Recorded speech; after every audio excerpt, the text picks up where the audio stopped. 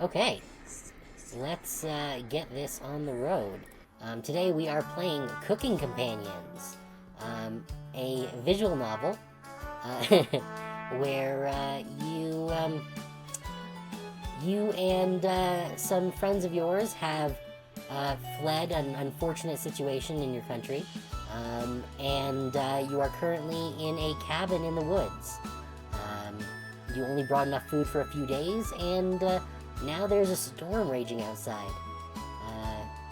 One of you has already gone out to try and find food and bring it back, but they haven't returned.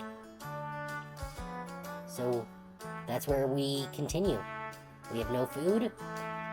There are some talking vegetables in a drawer in the kitchen that have insisted that we tell no one about them. So that's fun. Also, if you were here on the while the starting screen was going and you heard that malicious whispering, that was from this starting screen. Yeah. So this should be a fun time. Let's get things going. Okay. Good morning.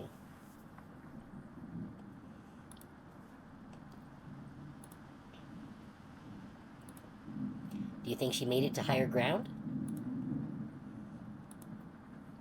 I believe in Mariah. Yeah, that's right. We yeeted Mariah Carey out into the cold. We don't need that all I need for Christmas bullshit. Me too. She'll be fine. Right, little guy? So what do we do now? Just wait? Karen, how long? It's been almost a day since she left. Anatoly and Gregor looked nervous. Someone needs to go look for her. We need to wait, Karen. Wait for what? The nearest town is miles and miles away. Waiting is all we can do for now. So it could be days before she gets back? Oh, Karen does not seem happy. What are we supposed to eat? Mice? Karen, I'm sure Anatoly will agree, but we'll discuss next options when we get to it. Every waking thought is about food now. I never should have eaten that much. I'm... Karen's hands are involuntarily shaking. Gregor and Anatoly just nod in agreement. They don't even need her to elaborate. You're sure Mariah will make it back? She promised. Everyone retreats to their areas. What do you want to do today? Okay. Let's go to the kitchen, because I remember that there was a mouse under the sink that maybe we can use as food.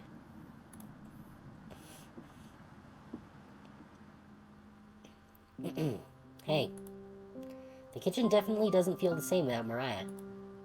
Her laugh, her smile. I never got to tell her how I felt about her. She'll be back, right? You nod. Yeah. I wish we had rationed better. You decide to distract Anatoly from his misery with an old story. There was once a villager who had to stock up supplies for the winter. He filled his house with a cow, a sack of grains from the field, and 92 buckets of water, mostly for the cow. He quickly ran out of room as his house wasn't very big. One day the villager grew sick. He knew he needed the life-giving milk from the cow to survive the winter. But when he attempted to milk the cow, his grip was too weak to grasp her udders. In desperation, he began to boil the grains using his buckets of water. The cow cried out for food, but the villager could only afford to feed himself. Each night, the cries of the cows kept him awake, until one day, he finally ran out of food. The villager crawled into bed, crying as the snow deepened outside. The cow's sad eyes stared at him. He wanted to comfort the cow, but he couldn't step over the buckets. He was too weak, too sick. The last thing he heard was the cow still crying out for food. This is a terrible story. One haunting noise to end his life. Jeez. What was the point of that? Anatoly looks horrified with your story, yeah. You leave him alone in the kitchen. So it didn't let us look around.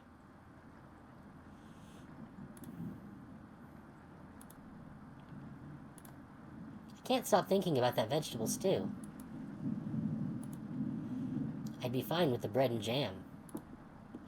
I'd be fine with just the strawberries. Ha ha ha ha. Nobody else laughs. I would kill for some vegetables right about now. You would too. I'm going to try to get some sleep. Good night. Good night. You fall asleep quickly, but you only dream about desecrating a corpse. Well, that's pleasant.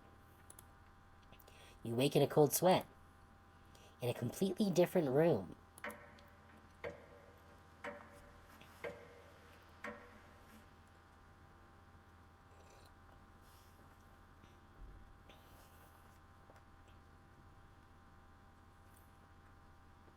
Good morning. Karen's looking worse. Will you cook for the group today? What am I going to cook?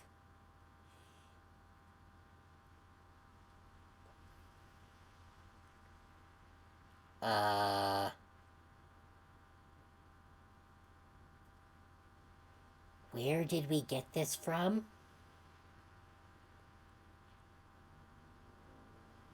You take out a cutlet of meat and begin to cook it in the oven. You cooked meat. Where did you get that?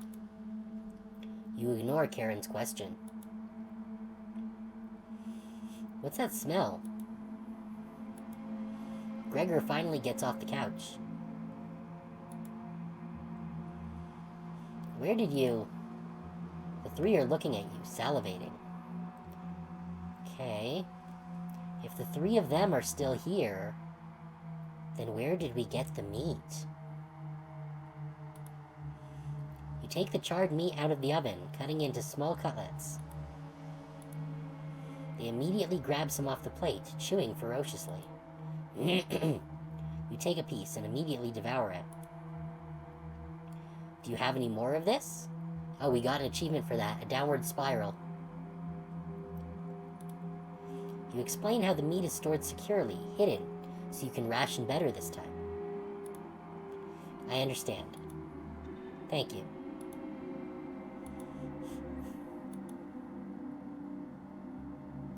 Anatoly runs to the bathroom, puking in the toilet. You can hear him sobbing for a few minutes. This taste is... Gregor wanders off. Anatoly returns, looking choked up. I was too weak. Left you some of the meat. Don't fight this, Anatoly. Anatoly takes a cutlet from the plate, turning his back to the group as he devours it. You can hear him crying. Finally, my focus is coming back. Going to read some of those books. Keep them occupied, okay? Karen leaves you with the men. Who do you want to talk to? Can I look under the sink? No, not yet. Okay, well, Anatoly... I'm still mad at Anatoly for throwing us under the bus last session. So we're gonna talk with Gregor. But where'd the meat come from? Hey, thanks for cooking the meat earlier. I was nearly passing out from the hunger pangs. Even if I'm a meat and potatoes kind of guy, I appreciate the vegetarian dishes you made earlier. You really respected Mariah's boundaries. Thank you. Gregor is more dense than you gave him credit for.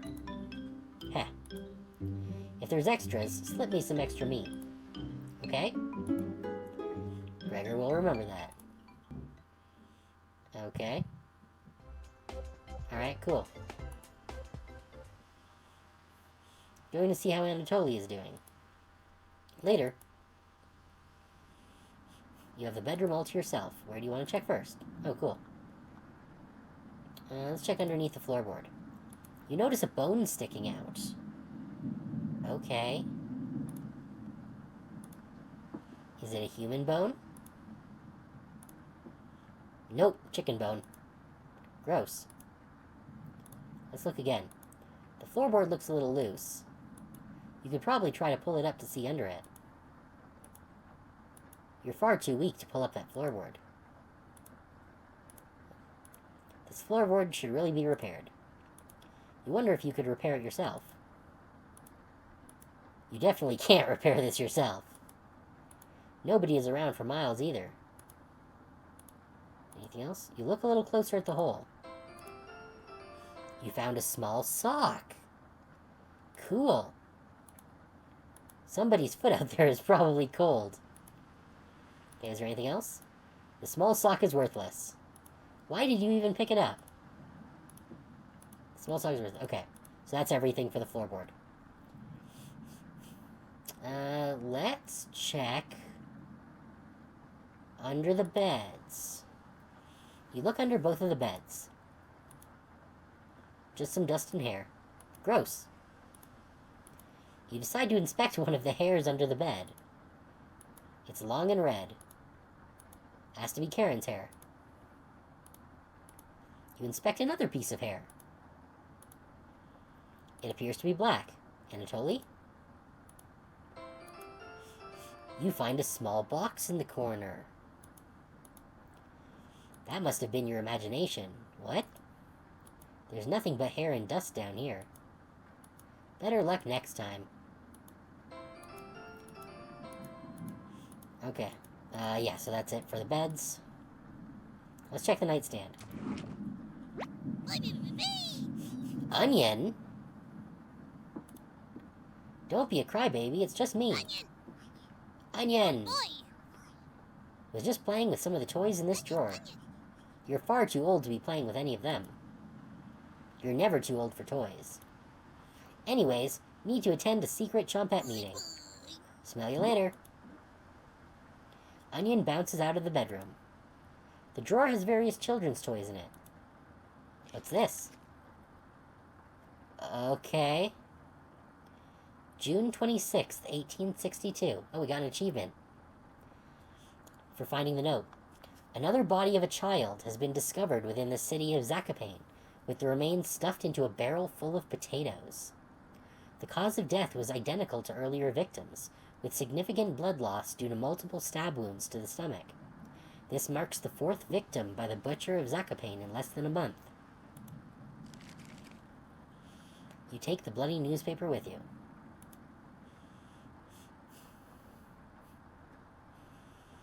Hours pass. The meal gave everyone the perseverance to keep going. Eating will just make them hungrier. Oh, that's interesting. There's a mouse hole here that I don't think was there before. They're fine now, but soon they'll be begging for more.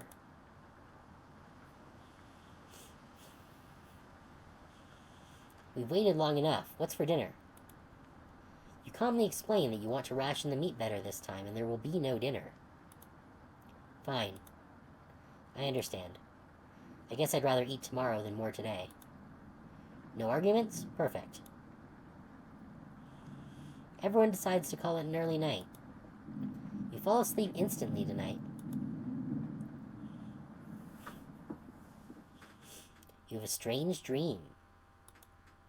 You're having dinner with a blacksmith. But he's not touching his food. The only light in the room comes from the oven. He clears his throat, stroking his beard.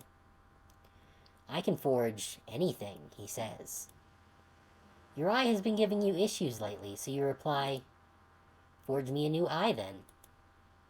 You laugh, but then the ropes come out. He ties you to your chair with a long rope to prevent you from struggling. You rip the rope apart without even trying, so the blacksmith uses a thicker rope. No turning back now. He takes a hot poker out of the coals. Holding it in front of his face, you can see his beard and eyes watching you. He slowly brings back the poker, aiming carefully for your eye, before plunging it through your skull with a sickening crunch. The force of the blow throws you backwards a few feet. You're unable to break the ropes. You vomit all over your chest as the smell of your decimated eye floods your nostrils. The blacksmith stands over you, spitting on your body. You wake in a cold sweat. Oh, okay. Don't like that.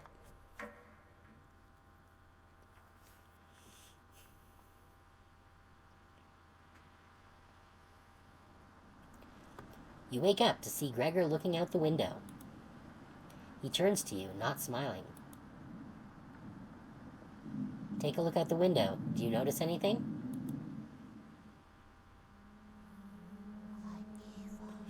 The floodwaters have receded a little bit, but everyone is still bound to the cabin. The trail used to be completely visible. It's gone now.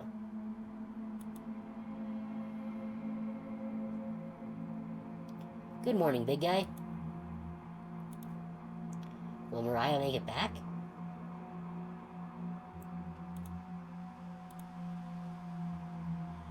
This might sound a little crazy, but every night around 2 a.m., I can hear her outside.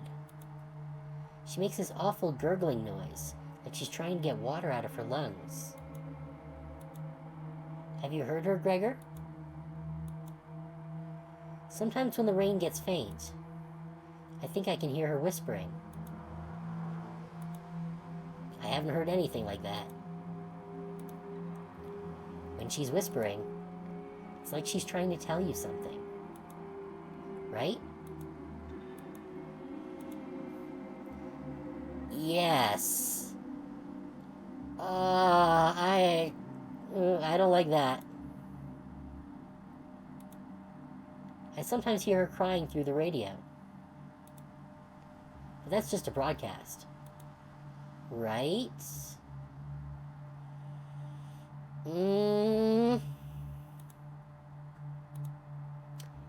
I think we should have another piece of meat for breakfast.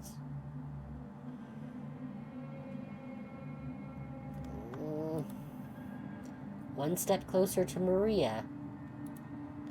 It's what she would have wanted. What's gotten into you, Anatoly? Anatoly's eyes look at you, begging. Bring us another slab. Bring us another slab. Please. He clearly doesn't have the stomach for it. I can't get the taste out of my mouth. Please help me. Anatoly. Gregor looks pained at Anatoly's words. I think he's right. Please bring us more of that meat. You grab some of the meat from your secret hiding place. You cut it into squares, adding it to the boiling cauldron water. It will taste bland without any seasoning, but you need to serve it up right away. What's taking so long? Boil it faster. It looks almost done. Patience. It's finally finished. You serve the meat in bowls.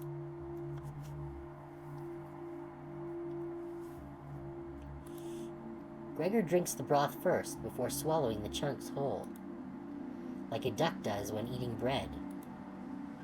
Anatoly creates ripples in the broth using the spoon. He isn't eating.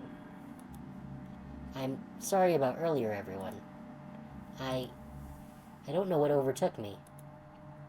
Mariah. Anatoly begins to weep.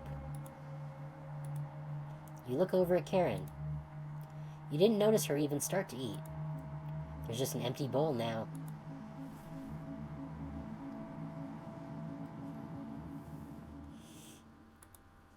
Karen is staring right at you. How much more meat is left? You explain how most of it has gone bad. This is the last of it. Gah! How could you be so careless again? You remember Karen's knife. You need to think fast. What the hell are we supposed to do now? Wait around again? This storm isn't ending. You clear your throat. Anatoly? Yes? I think tomorrow you should look for Mariah. Or forage for plants outside.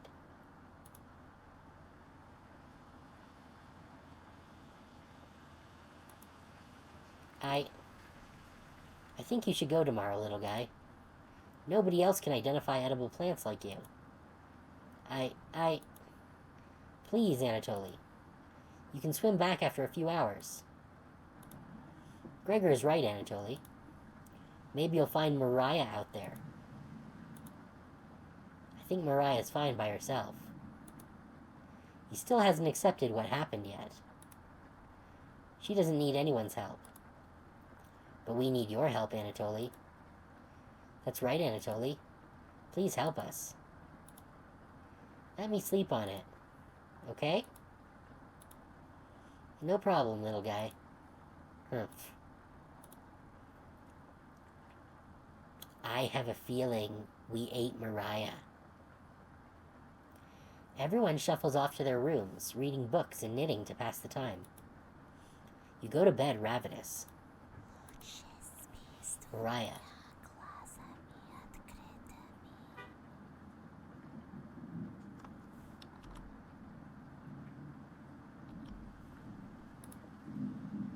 Something is approaching. Onion! Hey! Oh, it's just onion. Okay. Don't be a crybaby, it's just me. Onion! Not going to be very sweet today. I'm worried about Anatoly. He's going to cave to peer pressure. Can you stop him from leaving the cabin? You don't answer, Onion. Please? Don't you trust me? You shake your head. Got a fun factoid for you. Did you know that leaving out an unpeeled onion in your room absorbs bacteria? It will help prevent colds and ward off viruses. I didn't know that. I wonder if it's actually true. Onion. That was a lie. Okay, I guess it's not true. The fun factoid of that myth? People actually believed it in the 1500s. Huh, that is interesting. How embarrassing. Who would believe that? Ha ha ha ha. There even was a doctor in 1919 who caused a surge of people believing it. Ha ha ha. Anyways, you know what smells like a raw onion left in the room? You! It's been a while since your last bath, right? You can't remember. Could smell you before I even came into the room. Onion! Yikes. So, can you stop Anatoly from leaving? I know he has cabin fever, but this is ridiculous. It'll be impossible to stop a grown man from leaving.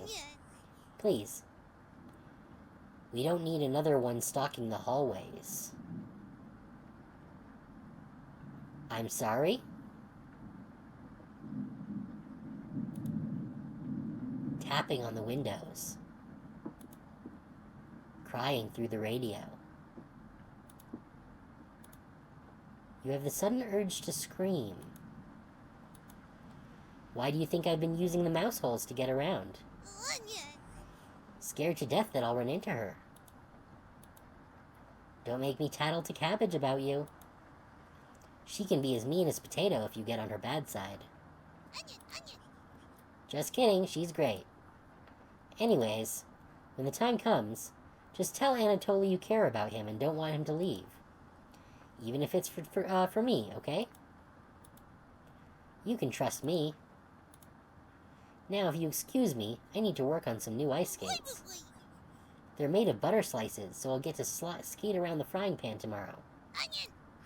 Later. Okay. Your mind finally manages to forget everything that happened. You fall asleep again, still ravenous.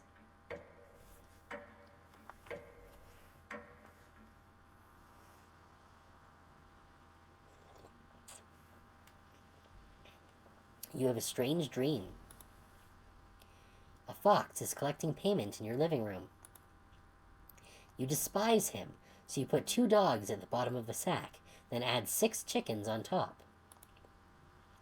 The fox smiles at you and leaves.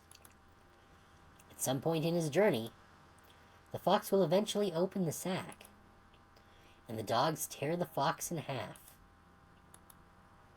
Filled with such loathing for the fox, you gave him the only things you had for food, all of those chickens. As the snow piles up outside, you begin to eat whatever you can find. Pillowcases, candles, leather. One day you wake up and you have nothing left to eat. Absolutely nothing. Just an insatiable hunger. A few days later, you go mad and leave the cabin, completely ravenous. A nearby tree looks like charred meat. Your iron teeth cut through the tree bark, tearing your gums apart by the splinters. Your mouth fills quickly with blood. Days later, a deer gallops by. The first creature in the woods to see your corpse. You wake in a cold sweat.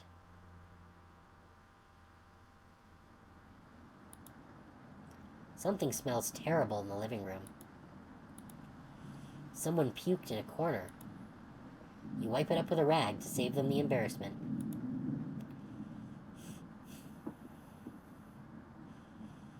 Good morning. Good morning, little guy.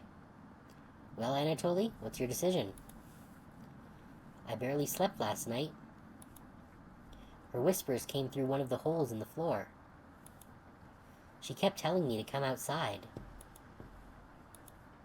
We don't want to rush you, but one of us puked last night. So that's what that smell was. Anatoly, my patience is wearing thin. You have 1 hour to make a decision. Why so quickly? Because I'm not waiting any longer. You can see the glint of Karen's knife under her dress. Best to watch out for that knife.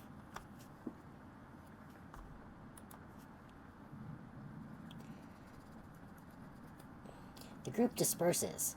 Tensions seem to be rising. You have 1 hour to kill. What do you want to do?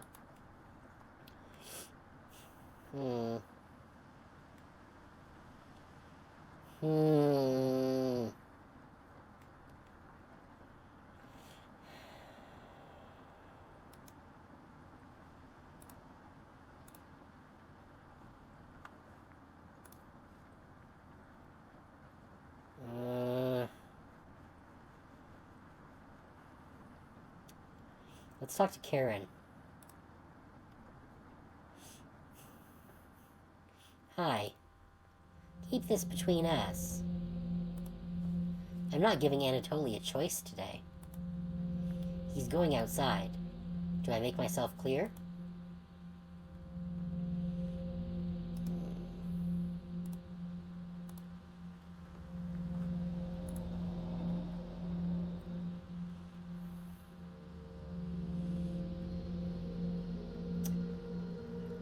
If I don't choose yes, she's probably gonna just, like, stab me. But I do want to increase my relationship with her. We'll say yes. Good. Thank you for understanding. Karen cracked a smile. It looks like Karen will remember that. There we go.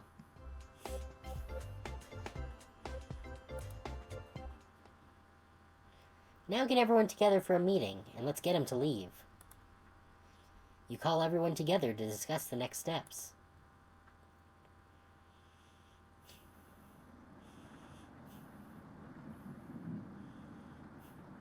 Anatoly, you okay, little guy?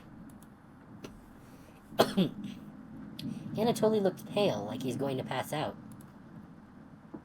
Anatoly, have you made a decision? Yes. I'll help you all out. I promise. Thank you, Anatoly. Big tears roll down Gregor's cheeks. I'll miss you, big guy. I'll miss you, little guy. Humph. Thank you, Anatoly. I know this wasn't easy, but it's for the best.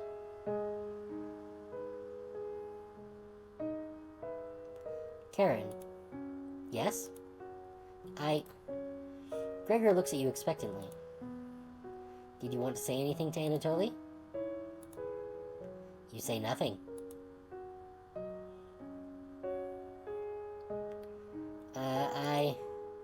Goodbye, Anatoly. Goodbye, everyone. Good luck, little guy. Anatoly has left the cabin.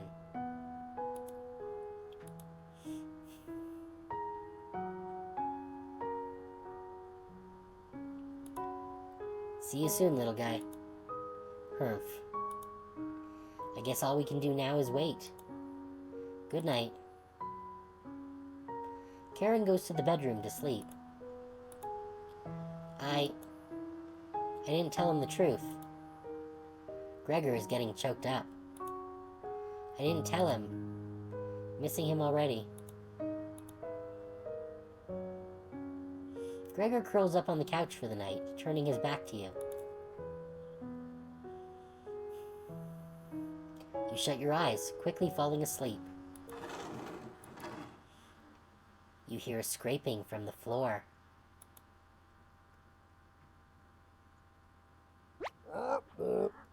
Oh, it's Bread. Bread, found you. Ha ha ha. You explain how this isn't a good time right now. This is no laughing matter. I'm worried about Gregor. He's as tall as a tree, but as dumb as a brick. What's the root of that? Ha ha ha. Another cornbread classic. You're being very unpopular right now. That's a tree reference, get it? Ha ha ha. Anyway, you need to protect Gregor from the red-haired woman. Cabbage called an emergency Chompette meeting and told me to give you this mission. Watch out for that knife and protect Gregor at all costs. Understood?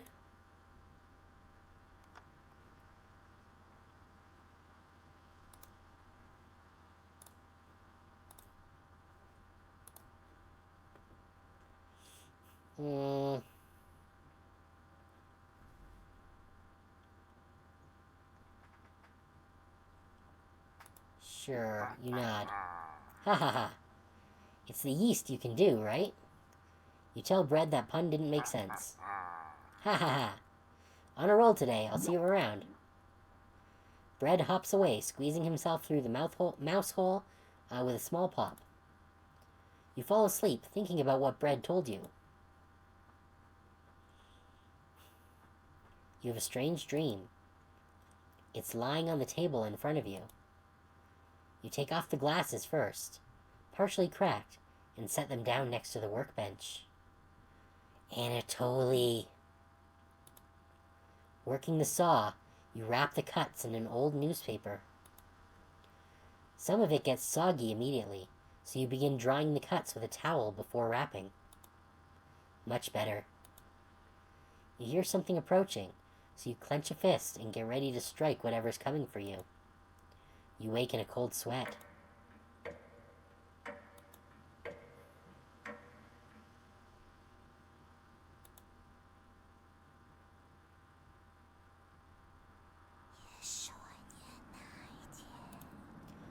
You wake in a completely different place. Did you sleepwalk? Or you found some meat? Everybody's still asleep. This would be a nice surprise after yesterday's events. You decide you cook breakfast for everyone. cutting each slice fairly thin. You brown each side in the oven. The smell is unique. Karen runs into the kitchen. What is that smell? Give it to me. Now. You don't argue. Karen grabs a cutlet, burning her hands before bringing it to her mouth. Ack! She hungrily devours it, barely chewing. She grabs another cutlet off the plate and eats it. You thought she was concerned with rationing. Gregor wakes up from the couch and heads into the kitchen. Oh God. Already?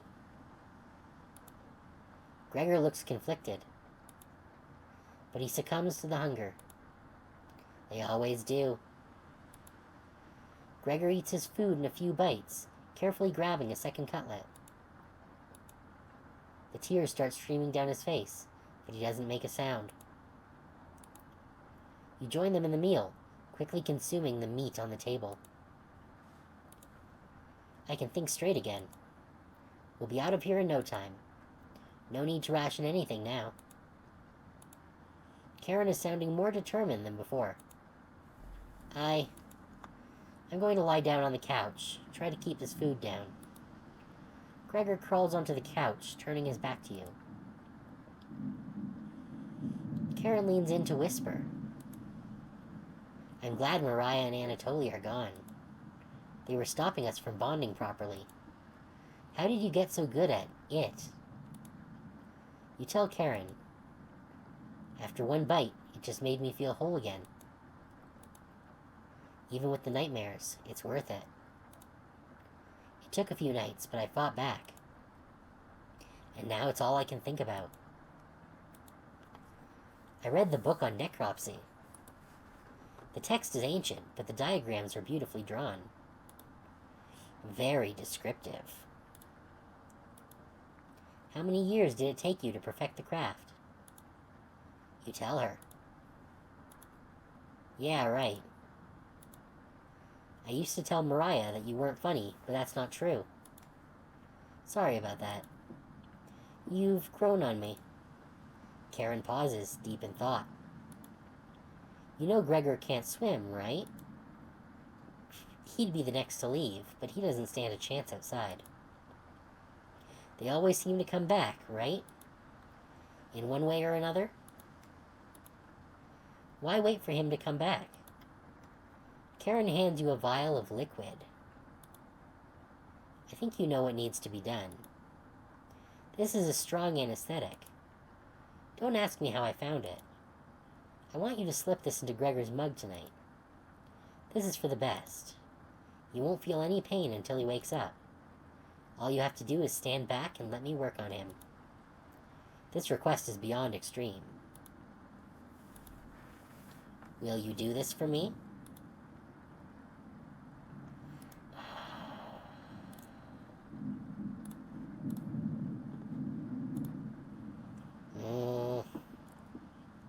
Do we want to go all in on Karen?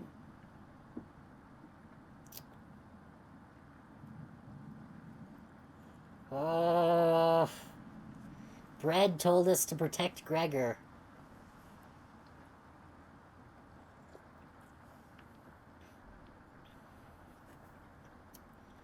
What are we gonna do? What are we going to do? Well, we already have her to 4 hearts, so might as well see where that takes us.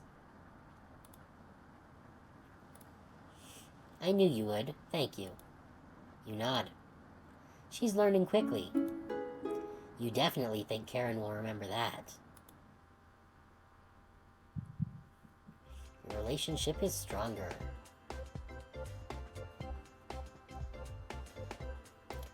So clearly our character has some shit going on.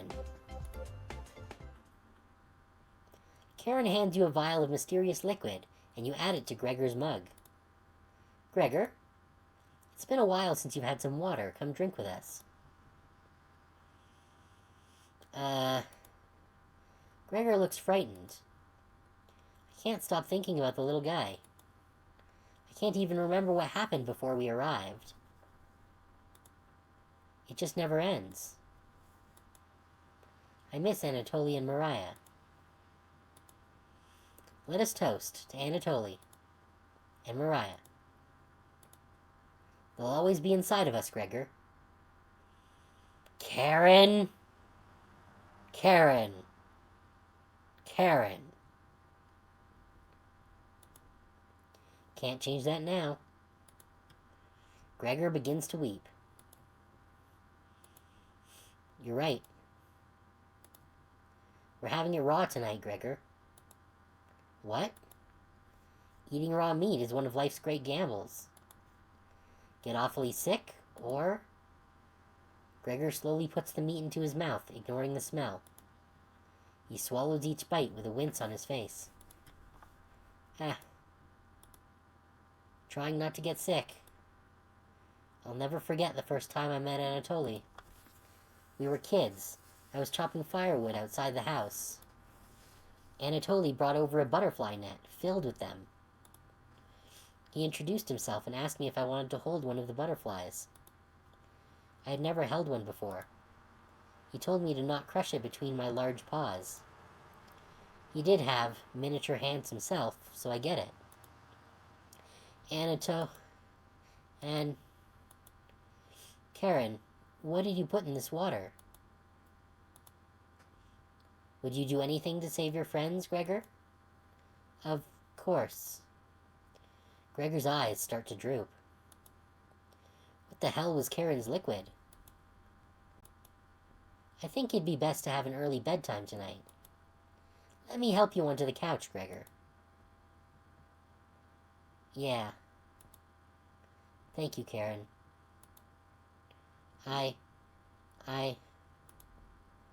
Gregor passes out cold. Thank you. I'll do the rest. Even if he screams, please ignore Gregor when he wakes up. Okay? You don't want to interrupt Karen with this. You leave her alone, going into the bedroom and crawling into the bed Anatoly slept in. You fall asleep almost instantly.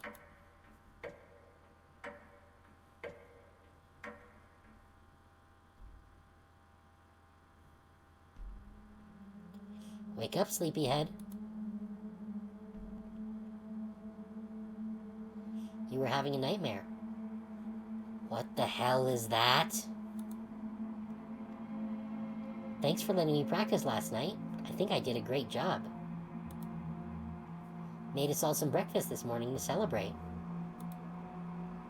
Breakfast? With what? That's a surprise. Gregor already finished his. Took a few hours, but he caved.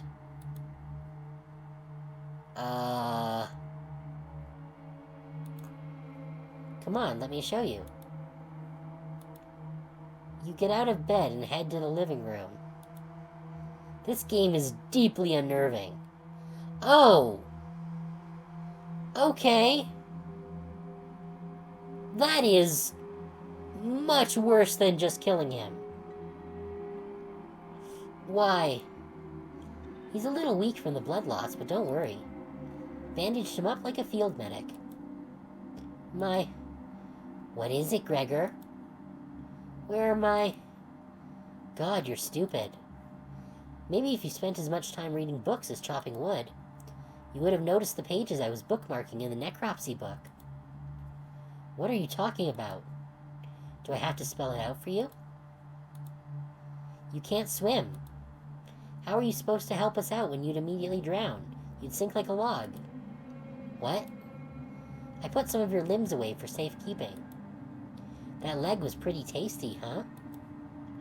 Gregor goes pale. How's that for a big breakfast? Ha ha ha ha. And don't try to crawl away. If you leave this couch, I'll end you. Heh. I don't want any of it to go bad, so we'll have to eat that fresh arm when everything else is gone. Speaking of which, going to start cooking another chunk. I'll leave you two alone to chat. This has gone too far. Hey. All I wanted to do was keep everyone alive and together. But I failed at that. Are you disappointed in me? No. Thank you. That means a lot to me. Growing up, nobody had to tell me to be big and strong. It just happened naturally. My mother always made sure I never went hungry. Seconds, thirds, fourths, and yet I complained my belly was not full. One day on my way home from school, I was walking by the town inn and smelled something amazing, coming right out of a pile of trash. I dug through it and discovered a bag. They threw away a meal that was fresh out of the oven for some reason. At least that's what I thought. I became ill with food poisoning. I hugged the toilet and cried for hours. My mother rubbed my back and eventually carried me to bed. I learned nothing from that experience. Like everywhere else, I was just here for the food. I'll never get this foul taste out of my mouth. She's going to keep eating me. I'm sorry. Getting too lightheaded to hold a good conversation. Haha. She's going to torture me again. You know that, right? You nod. Gregor grows a little more pale. Can you cover me with a blanket? I've never been this cold. This cabin, it chills me to the bones. Or what's left of them. Please, consider it my dying wish. Yes, thank you. Much warmer now. Watch out for that knife, okay? Gregor begins to look at Peace. You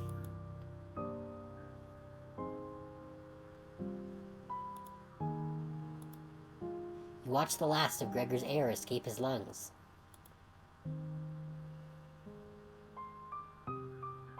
What the hell do you think you're doing? You tell Karen that Gregor gave up. We could have kept him alive for another week. What's wrong with you? Shh, no matter.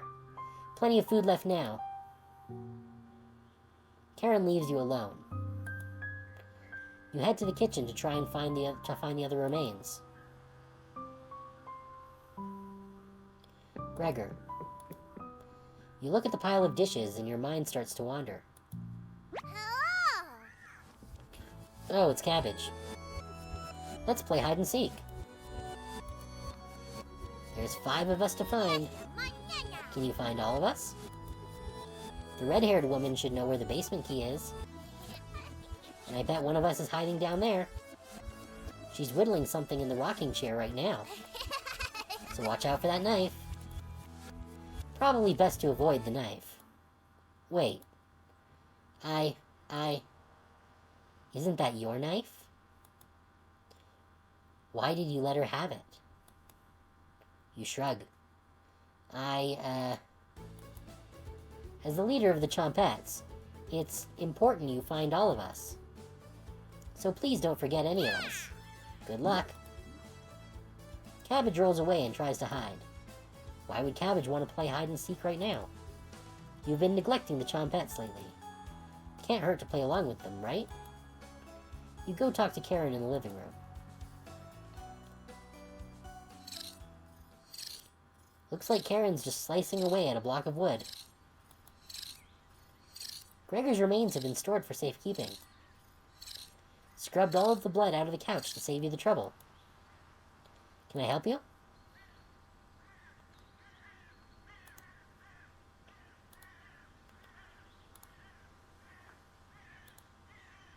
Have you seen the basement key anywhere?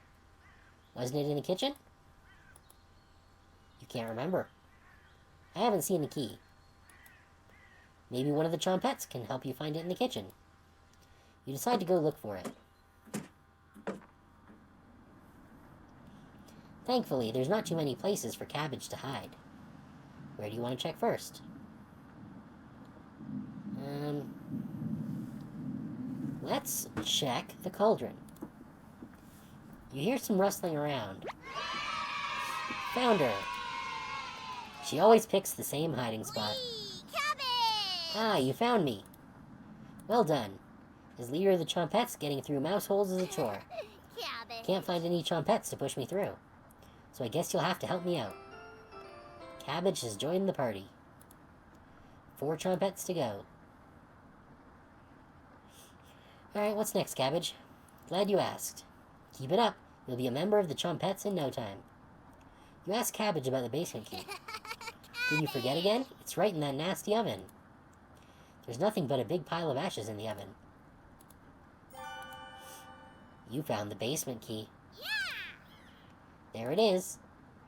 That's to the room where we found Potato. Check behind the cauldron for the other one. What? You got the basement entrance key. Let's go find Onion. He's hiding in the bedroom. She's making hide-and-seek far too easy. Chompettes! Find Onion. Cabbage rolls down the hallway. Can't hurt to find Onion, right? Okay, I guess we can't search the rest of the, room.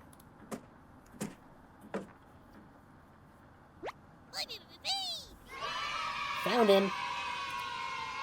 Don't be a crybaby, it's just me. Onion! Today, I'm sweet as a sugar cane. Honest. Wow, your breath stinks. Drenched head to toe in sweat, too. Could smell you coming a mile away. Gross. Were you scared of the red-headed woman or something? You tell Onion the truth. Whoa. Sounds like I missed some messed up stuff. You get a pass. I'm sorry to hear about Mariah, Anatoly, and Gregor. But yikes. That's 3 people gone in less than a month. Not as bad as 5 people in one night, though, right? What do you mean, Onion? What are you talking about? Are the Chompettes people that we killed? I wonder.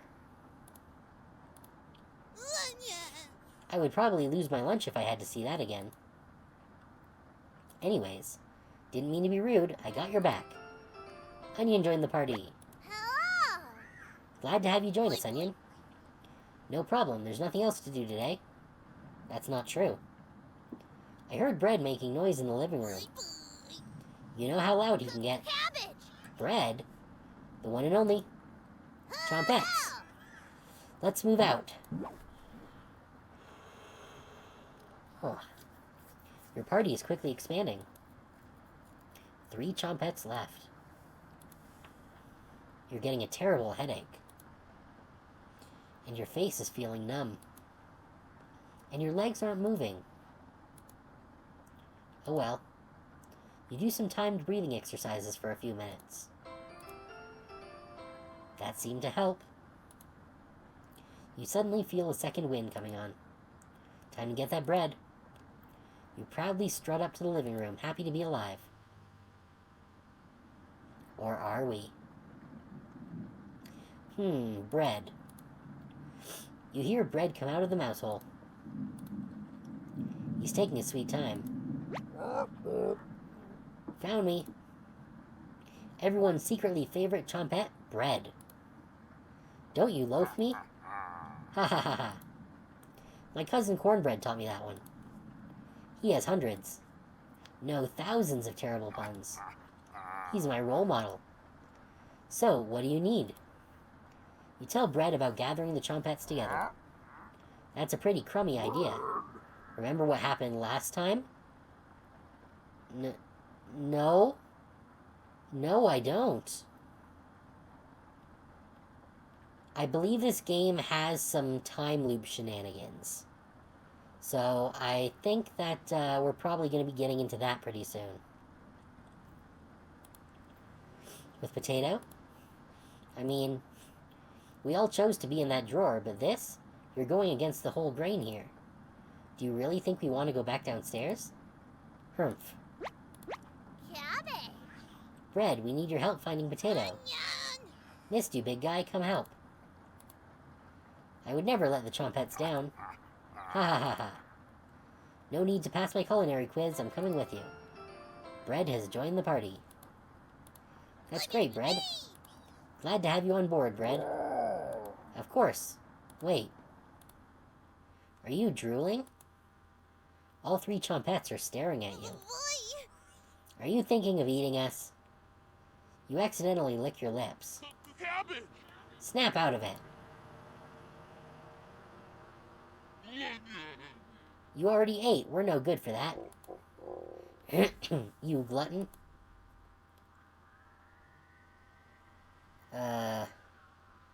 Did they pass out? Holy cow, get them up. So heavy.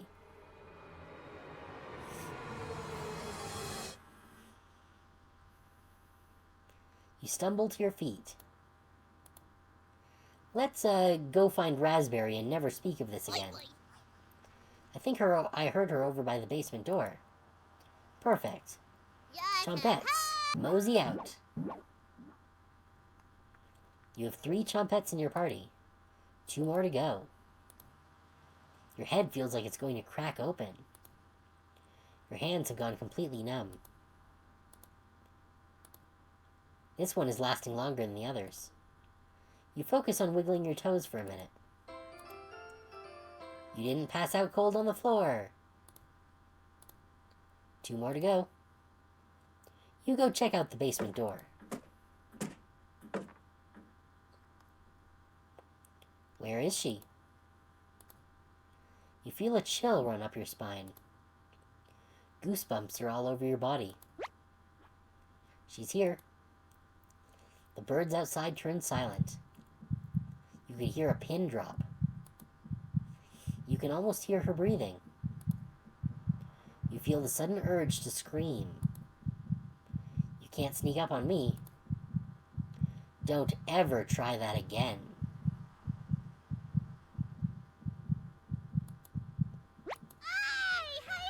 Surprise! Found you, Raspberry.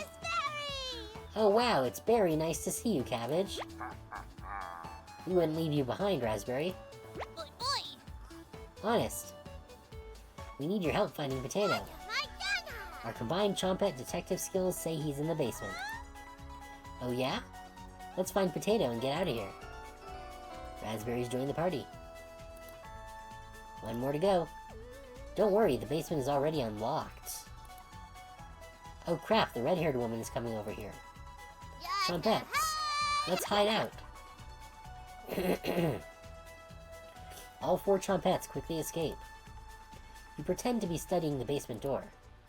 You hear Karen creeping up behind you. Found you.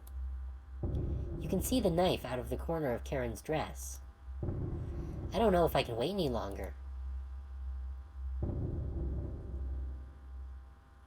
Karen drops the knife to the floor, walking over to hold you in a loving embrace. I can't wait any longer to tell you that I love you. Karen looks into your eyes, laughing as she says it again. I love you. For the first time in ages, a genuine smile appears on your face. It was Karen all along. Your soulmate has finally been found. You create a new life together, devouring hundreds of men, women, and children. Laws and governments are powerless to stop your wrath.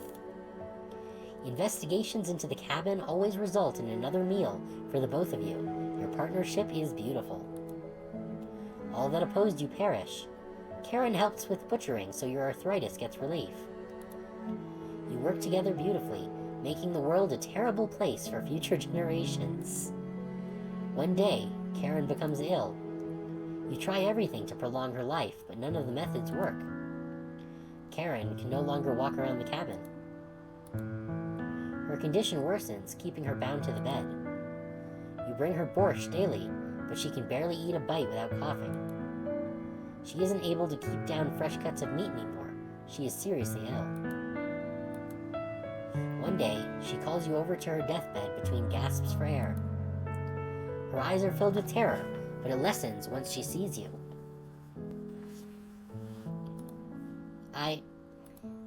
Karen tries to say your name, but can't get it out. I love you. You nod, crying softly as she tightly grips your hand in fear. Your tears fall on her dress as the last of Karen's air leaves her lungs. Her hand slowly lets go of yours, dropping to her side. You take the knife and wrap her hands around it, putting it in the middle of her chest. Karen.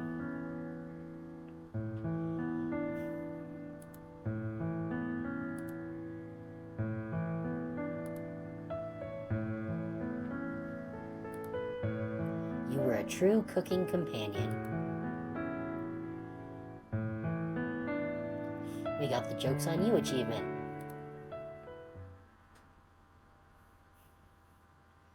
I'll tell you a story, but do you promise not to laugh?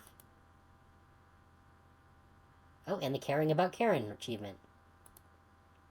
I almost died when I was 6. It was probably the coldest winter on record. My parents and I were snowed in. At first they had enough wood, but that ran out. My father. Before their wedding day, he chopped down one of the biggest trees in the forest. He spent months whittling it down, cutting the pieces carefully, measuring the armrests so they fit perfectly, sanding it down so not even a splinter could come out. He named it Mother's Chair, and every Saturday he washed her feet while she sat in it, whistling a tune his grandmother taught him, looking deep into her eyes as he rubbed her ankles. Took him weeks of working on it in secret. He was hyperventilating when he dismantled it.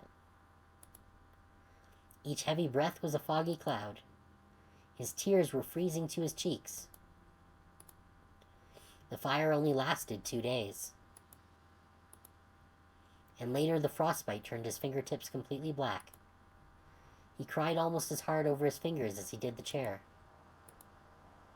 After a while, when the food was running out, he began to search every inch of our cabin. But he finally found what he was looking for. A little mouse. Holding it wriggling in his hands must have been painful. Between wincing, he divided it in 2. 1 piece for me, and 1 for my mother. How's that for a big breakfast? His corpse was the first I ever saw that was frozen solid. Thank you for listening. Okay.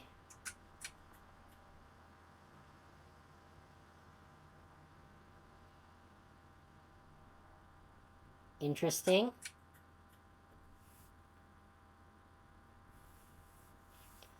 So I guess that's one route.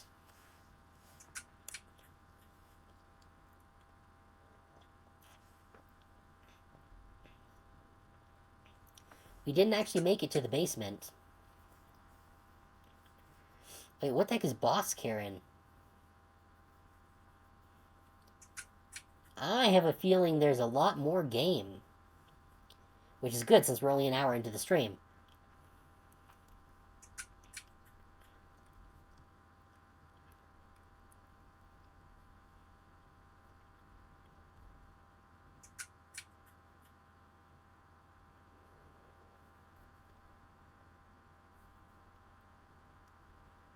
Well,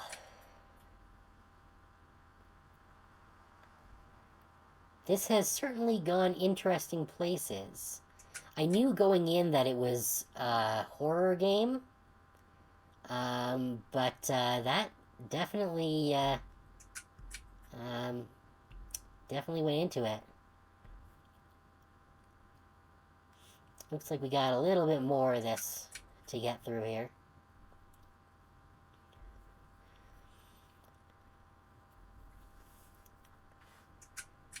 So, I don't know if any of you guys play D&D, but I do run a game on Sunday afternoons, which we play before this, my stream. And we had quite the session today. In our last session, the party had encountered a large group of bullywugs. So frog people. And unfortunately, because of the way that they decided to approach the situation, they were overwhelmed by the bullywugs and a hydra, and unfortunately, 3 of the party members died. We'll continue with the story the next time that we have a moment. Welcome to Nightmare Mode. If you survive, you will gain some additional insight to the world of cooking companions, as well as unlocking New Game Plus and a Chompets only event. This mode is mostly just a joke, so don't take it seriously. From the main menu, if you select a new game, you can immediately jump to this mode and other ones. If you make it to the end, you'll unlock the Chompets Cabin Courses, a Chompet only event, free of humans. For the true cooking companions experience, this mode should be played in a pitch black room with headphones. If you still need to max out your relationships, don't worry, you'll get the opportunity to do so in New Game Plus. You should really make a manual save right now, don't hesitate. Okay?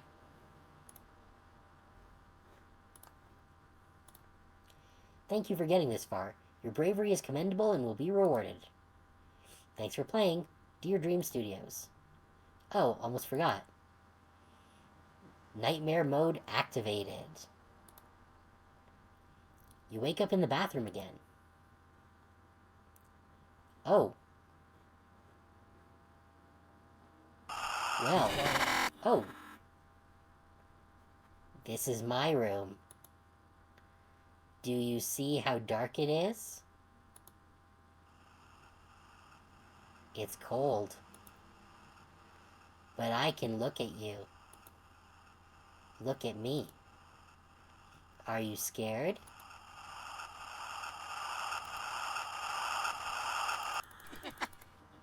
I am scared. You wake in a cold sweat.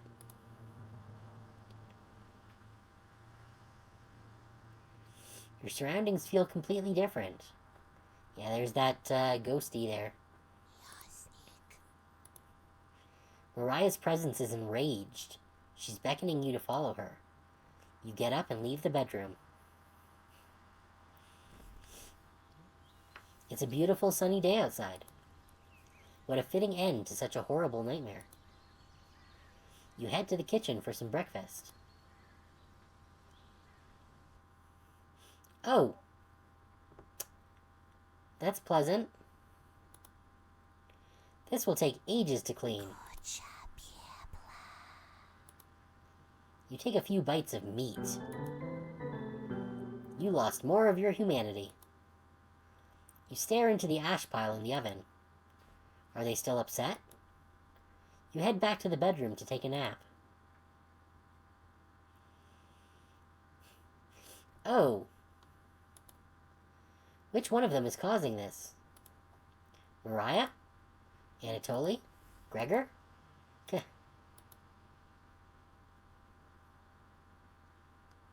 You crawl into bed and fall asleep. You have a strange dream. Date unknown. 616. Oh.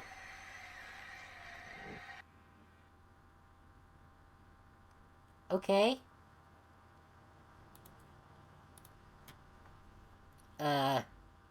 Hi, Potato.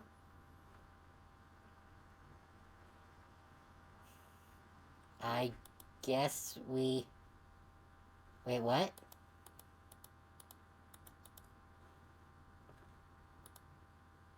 Okay. Alright. Look. Okay.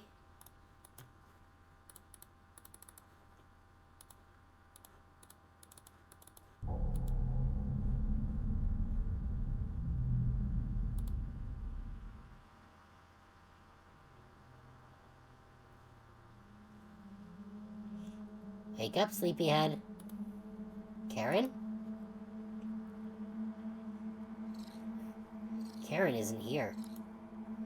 It sounds like she's whittling something again. Did she escape the basement? Karen? No reply.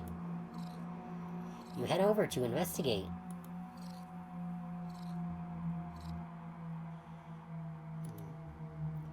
Another trick by one of them. Who's still missing? Karen? Someone is tapping on the window. Oh. Okay. I can't get the taste out of my mouth. Are you done, Anatoly?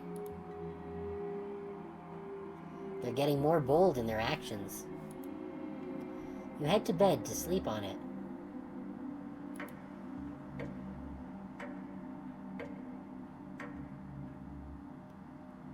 Okay. The four have returned to the first floor of the cabin.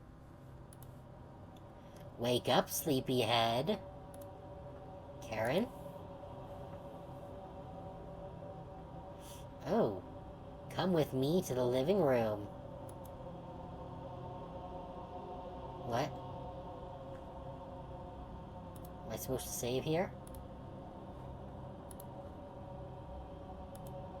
Don't argue.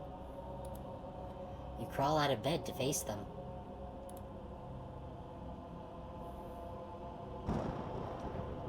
Okay. Welcome.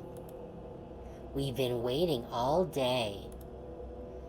Be satiated by this opportunity. Would you like to start the ritual? What ritual? A ritual to manifest alternative possibilities. Mistakes mended. Regrets unrooted. Let the others depart earlier than me. Let me survive this time. This means join hands with us and form this pact. This ritual is unlike anything you've ever heard of. Agreeing to the pact could result in horrors worse than death. Anger channeled and linked, extremely dangerous. There might be no going back from this decision. Think carefully before making a decision. Tutorial, this might be a good time to save the game. Have you made a decision?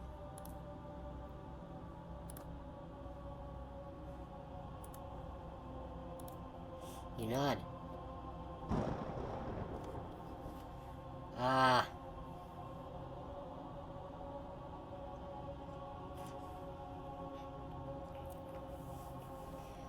I think doing it is what leads to the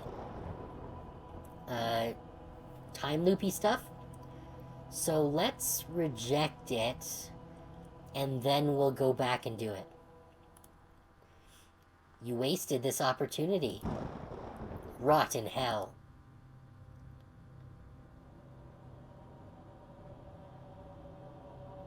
You passed some sort of test. Was it the right decision, though? You crawl back into bed, still shaken from the experience. The sheets are drenched in sweat. You catch something moving out of the corner of your eye. You roll out of bed to see what it is. It feels like 3 a.m. Nothing is moving around the bedroom anymore. Just your imagination again. You head to the basement door.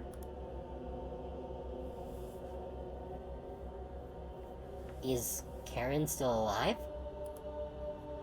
A cold wind blows through the crack in the door.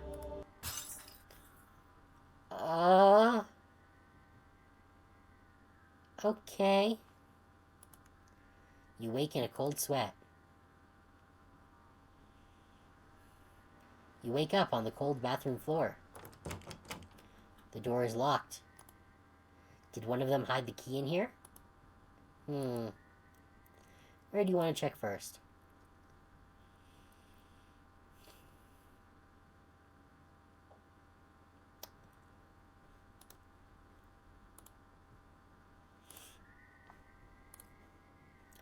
Let's look in the mirror.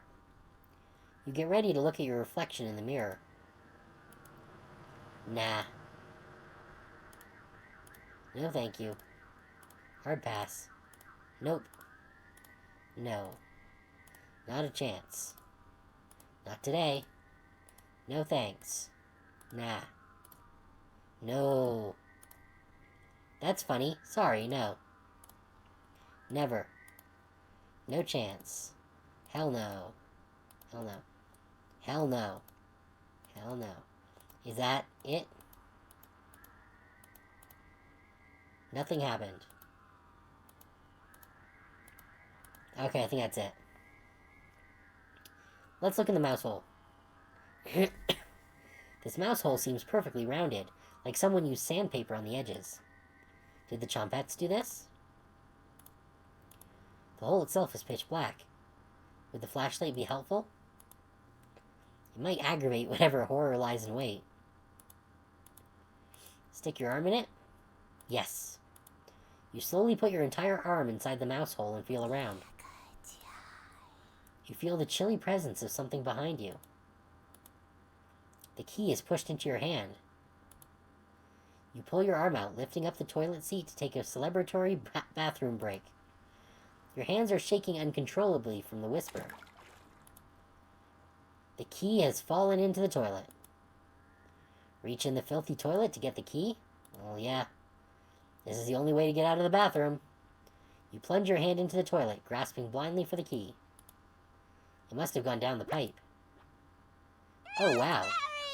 You really put your hand into a filthy, backed-up toilet, huh? This seems to be a new low for you, haha. Are you finally going to wash your hands now? The sink isn't working. Oh, wow. Will the bacteria be the thing that does you in? Such a pathetic end for such a terrible life. Ha ha ha. That key wasn't even for the bathroom door. That was the key to the Chompette's treasure box. You really stepped in it this time. Ha ha ha. Cabbage told me I had to rescue you from this. I wanted to let you starve to death in here, but she insisted. Here you go. Raspberry unlocked the bathroom door. This is the last favor you'll get from me. Goodbye, wretch. You let out a deep breath and exit the bathroom. Great, now our hand's covered in shit. It's time to end this. You open the door and get ready for what's next.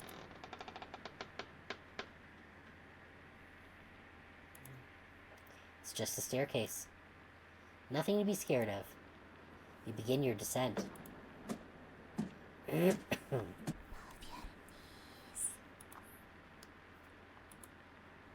spirits aren't active right now. You continue downward. The walls. Down here, they're dirt and soot. It's nothing. You keep moving downward. The air pressure down here feels greater. You're getting closer to Karen with each step. Something is approaching. A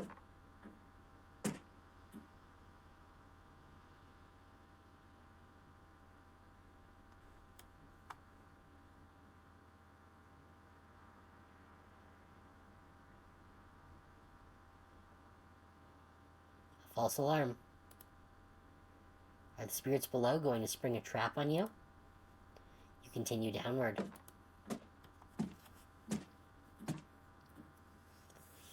You hear something in the distance.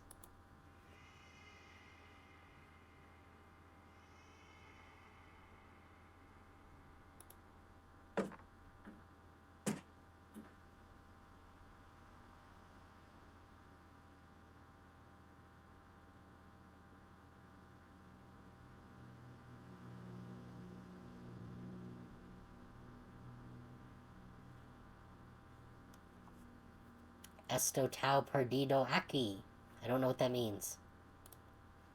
Estas come frio? You shake your head. Oh. Vamos conversar la embexo, okay? Uteno outros que quero mostrar a voce.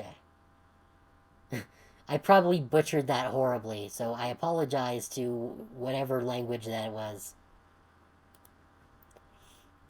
Dels now para de susurrar sobre uma gaiola de passerino.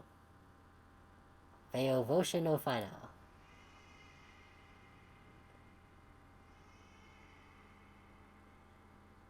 Okay. You hold your breath and continue downward.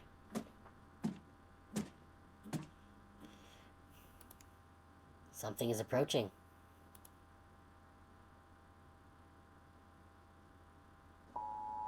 Whoa.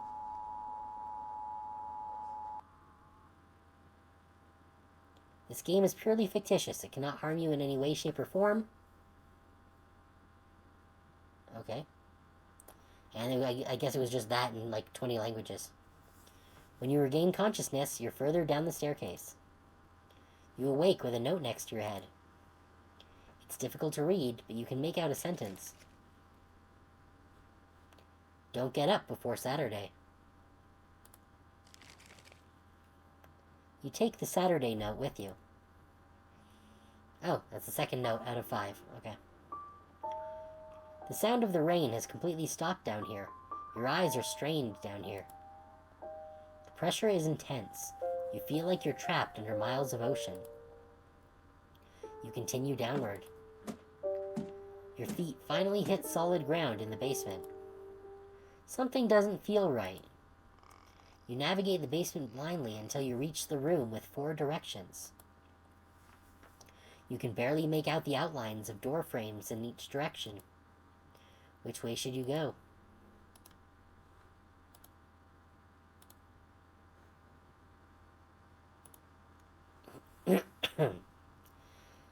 Let's just start from the top. Once you open the northern door, a cold wind blows over you. Hey, Wheat! Thanks for the raid. Hello, everyone. I am Oranus, your non-corporeal host, and this is Casimira, my squirrely avatar in the streamerverse, through which I can communicate with all of you. Today I am playing Cooking Companions, which is a visual novel horror game, where, hey, thanks, where we are, cooking our companions.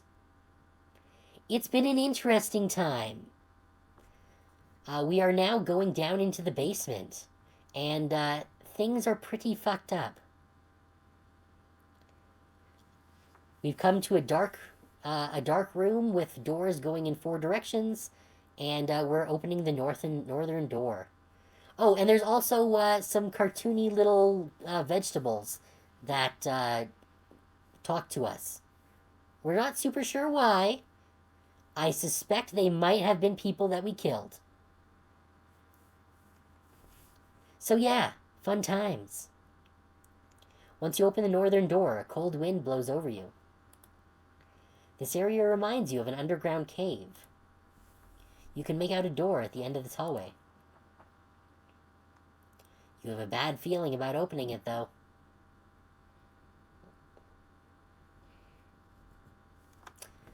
Yep, it seemed really interesting, and it got really good reviews, so it's definitely been an interesting time so far. Open it. Let's save. Open it. Oh! Okay. You wake in a cold sweat. You're at the 4 doorways again. Let's not do the north door again. Let's go south. This room feels warmer when you enter. You begin sweating more than normal. There's a door at the end of this hallway, but it's so hot you feel like you're going to pass out. You slowly open the door a crack and peer inside. Vines cover the entire ground. Oh, hi. You wake in a cold sweat. You're lying in the middle of the 4 directions. Which way do you want to go? Alright, let's try east. Your hands run across a large door. Maybe now isn't the time for this. You walk back to the basement steps, trying to remember why you came this far. Found you. It's Karen. Let's end this. Ah, I guess this is the boss Karen sprite that we saw in the credits.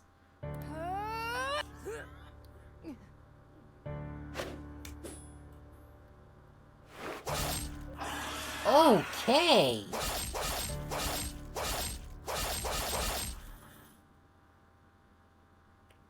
Alright. Karen escapes down the hallway, leaving a trail of blood behind her. You follow her to the room in the east.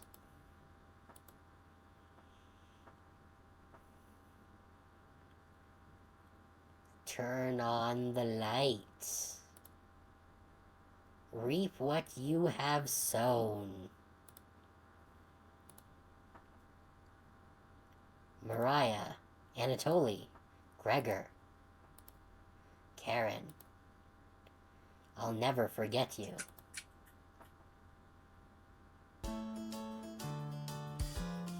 Okay, that was an interesting ending. Cooking time is so much fun, and nothing bad could happen. Everything is totally great, but please do refrain from going in the basement.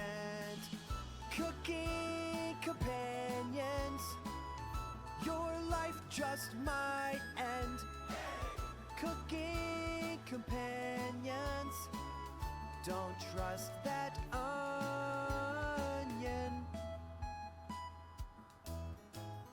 Cooking time is so much fun, and nothing bad could happen. Everything is totally great, but please do refrain from going in the basement.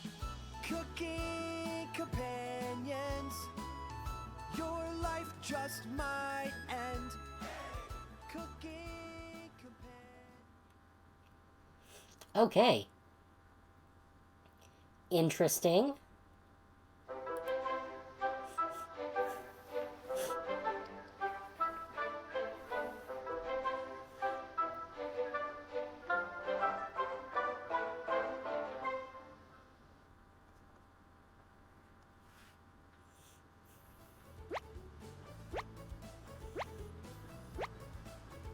Hello.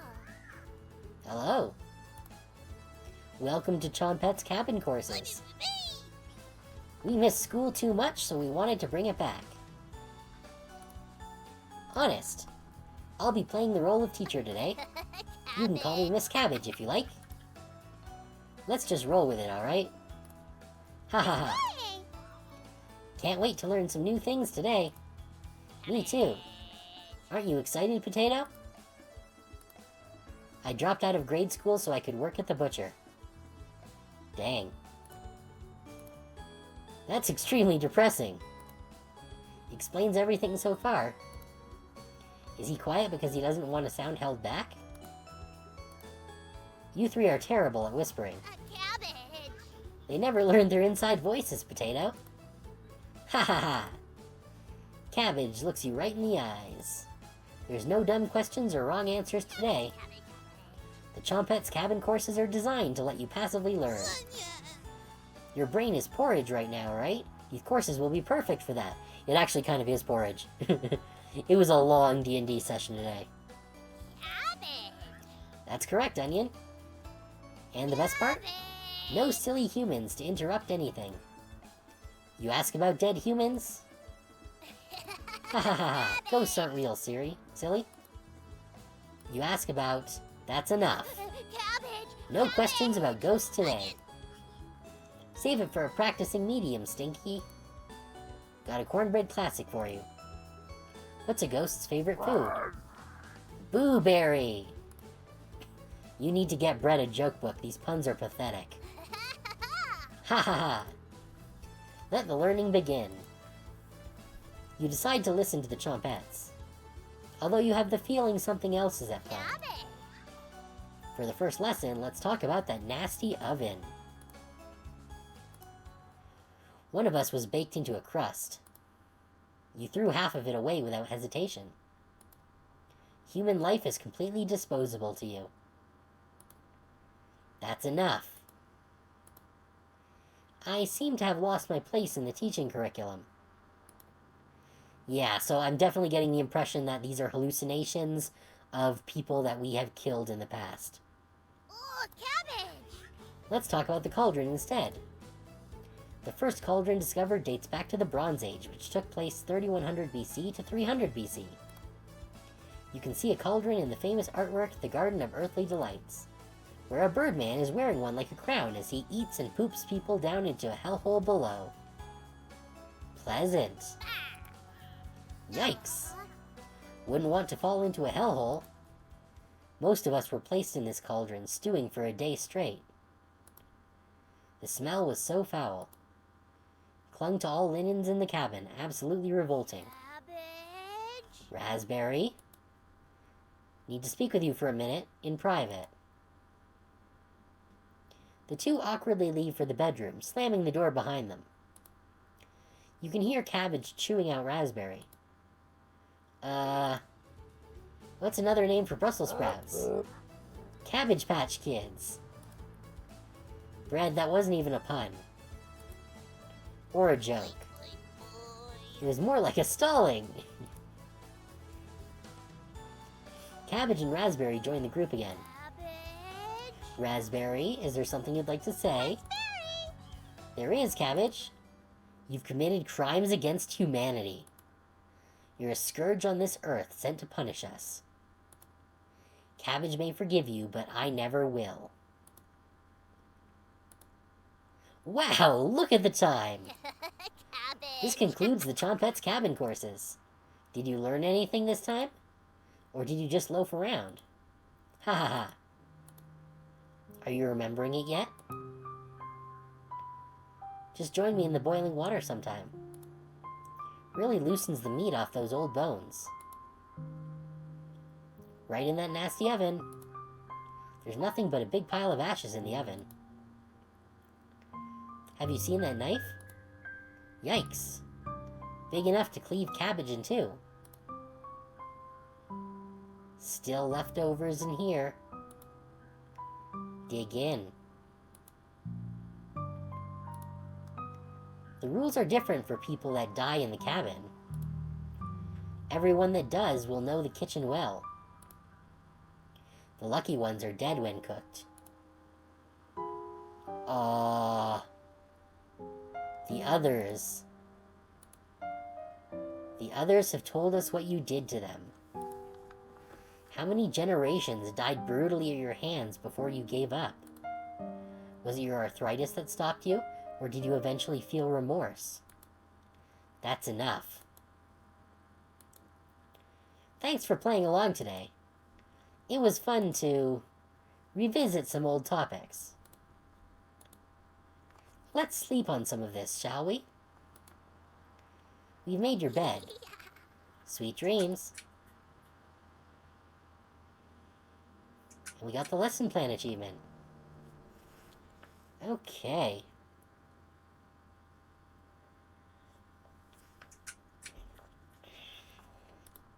Let's see. Oh, good, so we can just skip through it. Good.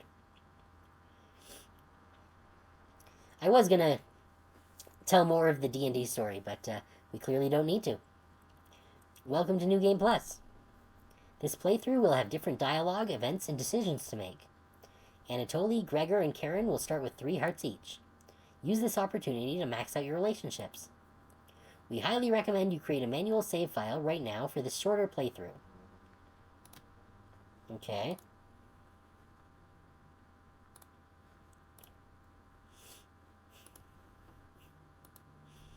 Unfortunately, Mariah will not be available to Max. Sorry.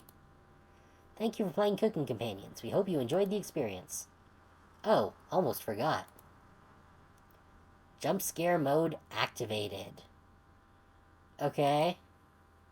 Just kidding. Dear Dream Studios. Okay. You can feel someone approaching. Wake up.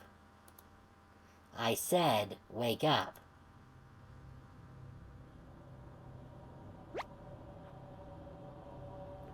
I can't keep pretending anymore.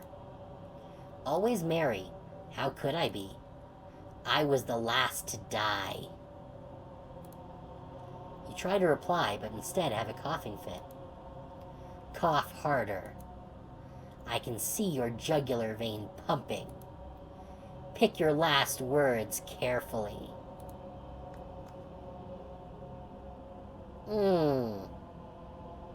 Rhina. That's a name we haven't seen.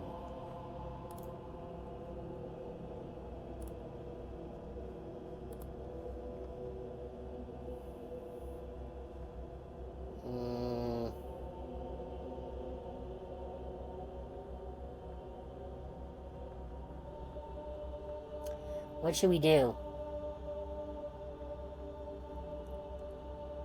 Should we apologize for, all their horrific murder? You know what? I don't find fruit intimidating. I'm going to ruin that other eye of yours. Don't look away.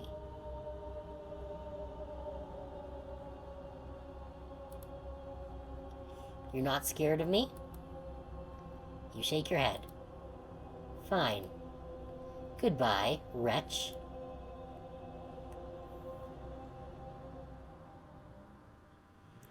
Okay. Mariah. Karen. Anatoly. Gregor. I'll keep us alive. I promise. Everyone watches as Mariah leaves the cabin. The silence is deafening. Okay. So this is jumping straight back into the point where Mariah left to, in theory, find food for us. When, in fact, it's been heavily implied that she became the food. After the three go to bed, you finally have an opportunity to use the bathroom. The candle blew out. You grasp blindly along the floor until you find a flashlight in the corner.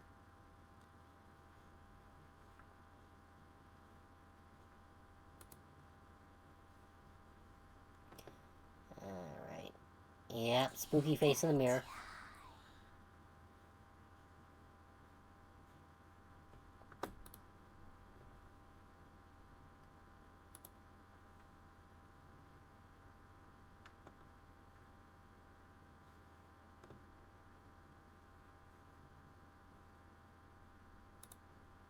Someone forgot to restock the toilet paper. Beyond disgusting. This is truly the scariest thing you've ever seen. With your interest waning, you decide to leave the bathroom. Oh, I didn't get a chance to check the, bathtub. Time to surprise the others. Oops. You take out a cutlet of meat and begin to cook it in the oven.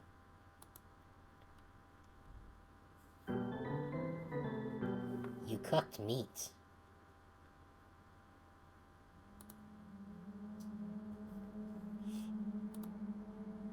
Where did you get that? You ignore Karen's question. What's that smell? Gregor finally gets off the couch. Where did you... The three are looking at you, salivating.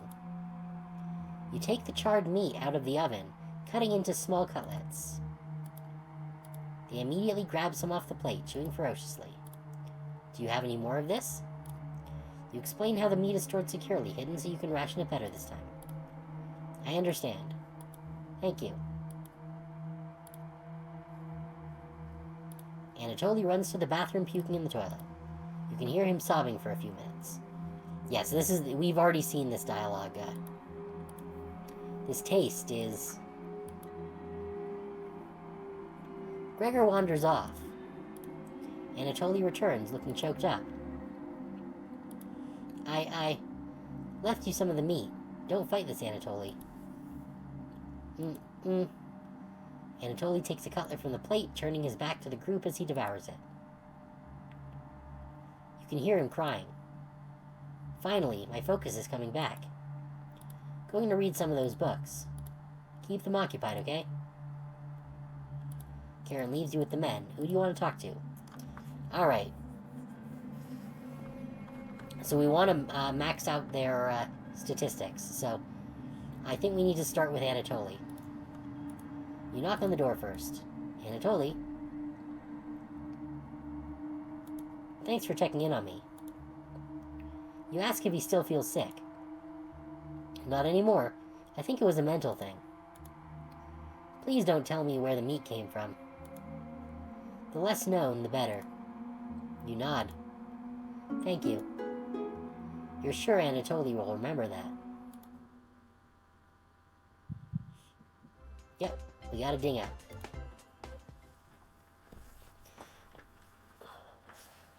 You leave Anatoly and go tidy up some parts of the kitchen.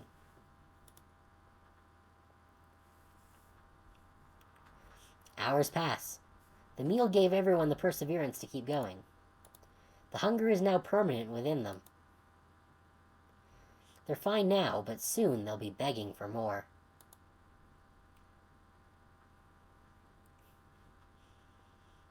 We've waited long enough. What's for dinner? You calmly explain that you want to ration the meat better this time, and there will be no dinner. Fine. I understand. I guess I'd rather eat tomorrow than more today. No arguments? Perfect. Everyone decides to call it an early night. You fall asleep instantly tonight. You have a strange dream. The river seems to be on fire, glowing eerily in the early morning light. Oh, this is new. A man on horseback is staring at you from the other side, blowing his nose into a handkerchief. A rickety bridge is the only way to reach him, so you decide to start crossing it.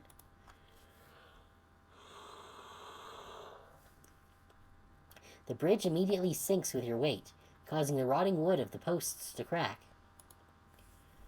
The wind pushes the bridge from side to side, the frayed ropes creaking with each gust. As you reach the center, the man on horseback smiles at you. Raising the hand with the handkerchief, he brings it down in a violent motion, causing the bridge to disappear beneath your feet. As you fall into the river of flame, you can see the man on horseback galloping away. You wake in a cold sweat.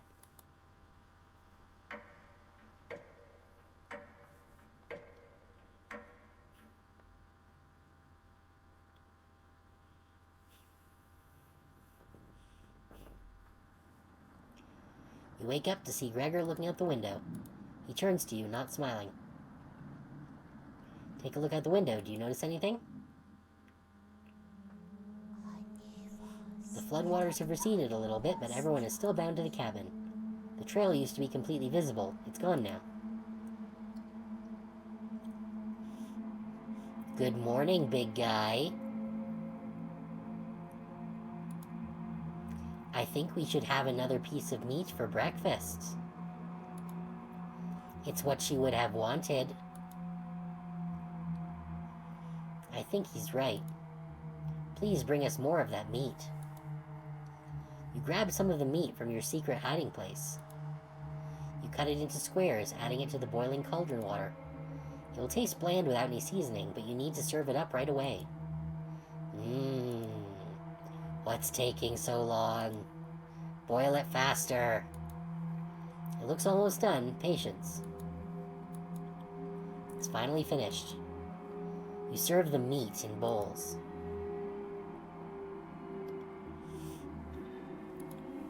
Gregor drinks the broth first before swallowing the chunks whole, like a duck does when eating bread. Anatoly creates ripples in the broth using the spoon he isn't eating. I'm sorry about earlier, everyone. I don't know what overtook me. Mariah. Anatoly begins to weep.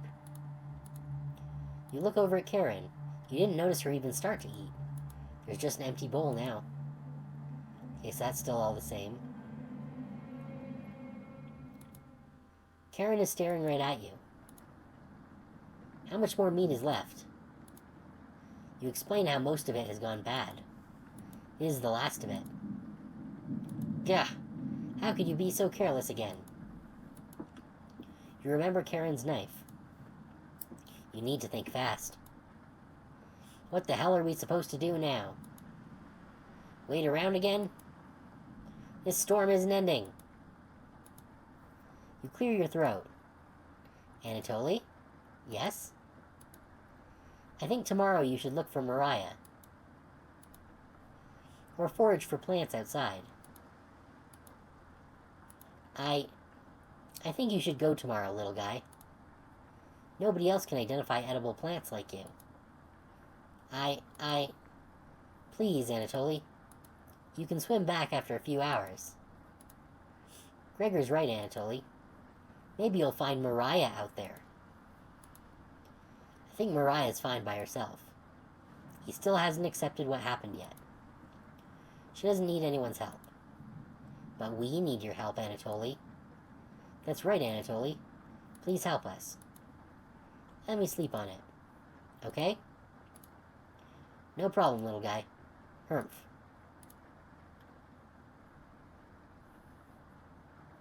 Everyone shuffles off to their rooms, reading books and knitting to pass the time. You go to bed ravenous. Mariah. Something is approaching.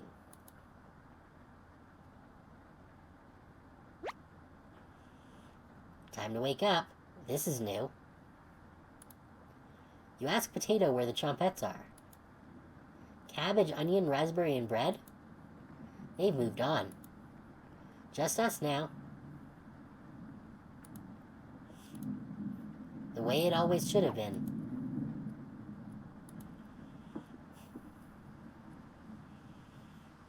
Your mind finally manages to forget everything that happened. You fall asleep again, still ravenous.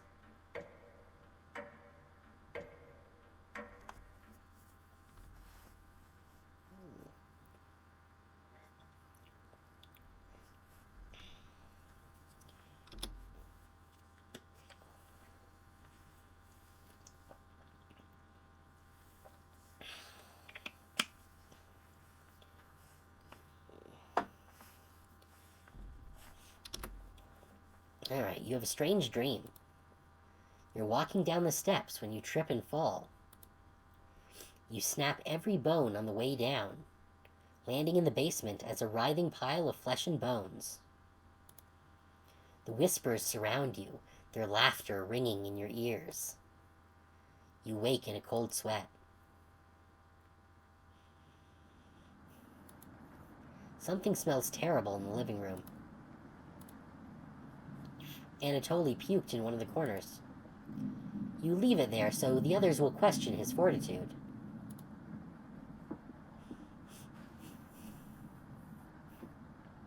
Good morning. Good morning, little guy. In the original run through the game, you cleaned it up, and it didn't specify that it was Anatoly who had vomited. Well, Anatoly, what's your decision? I barely slept last night. Her whispers came through one of the holes in the floor. She kept telling me to come outside. We don't want to rush you, but one of us puked last night. So that's what that smell was. Anatoly is playing dumb for the group. Anatoly, my patience is wearing thin. You have 1 hour to make a decision.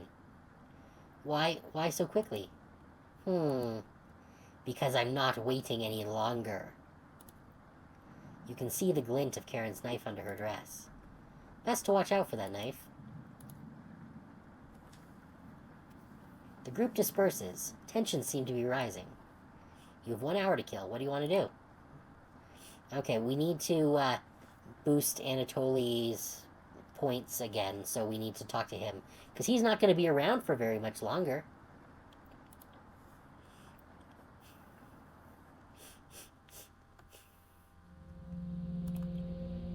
Anatoly looks pale.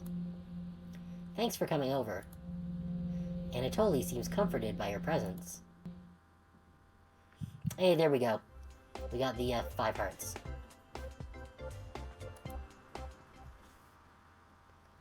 Gregor told me he's heard Mariah. I'm sure Karen isn't being honest with me. Have you checked out the basement door closely? Every so often. I can see her peeking out at me through the holes. I really don't want to drown outside. But at least I won't have to have her tormenting me anymore. You know what's in the basement, don't you?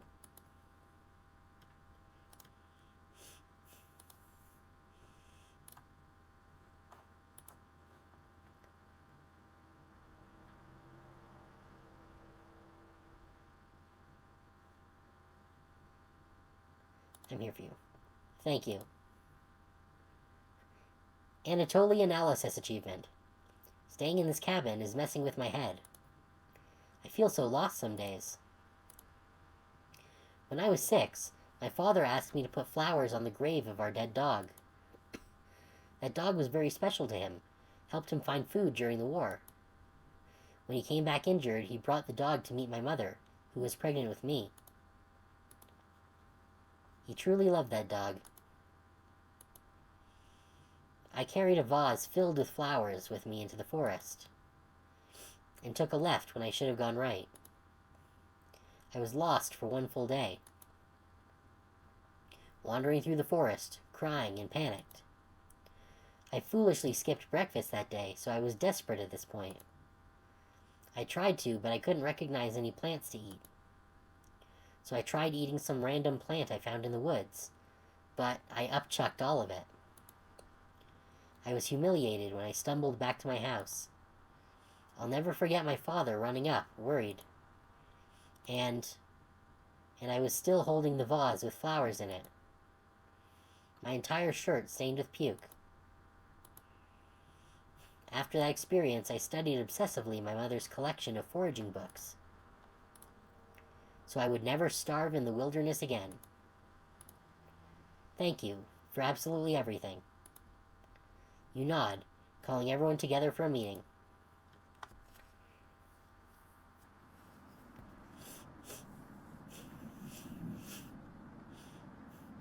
Anatoly, you okay, little guy? Anatoly looks pale, like he's going to pass out. Anatoly, have you made a decision? Yes. I'll help you all out. I promise. Thank you, Anatoly. Big tears roll down Gregor's cheeks. I'll miss you, big guy. I'll miss you, little guy. Humph. Thank you, Anatoly. I know this wasn't easy, but it's for the best. Karen. Yes? Gregor looks at you expectantly. Did you want to say anything to Anatoly? You say nothing.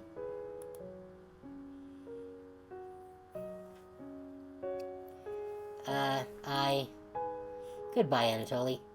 Goodbye, everyone. Good luck, little guy. Anatoly has left the cabin, but we got his 5 hearts, so...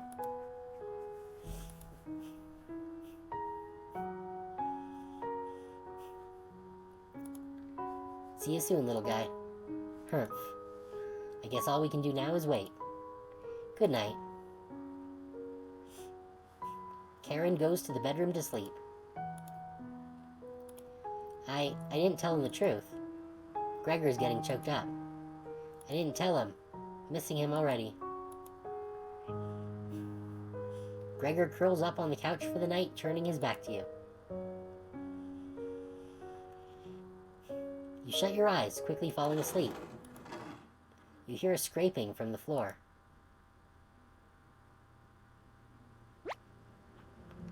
Hey, it's the potato.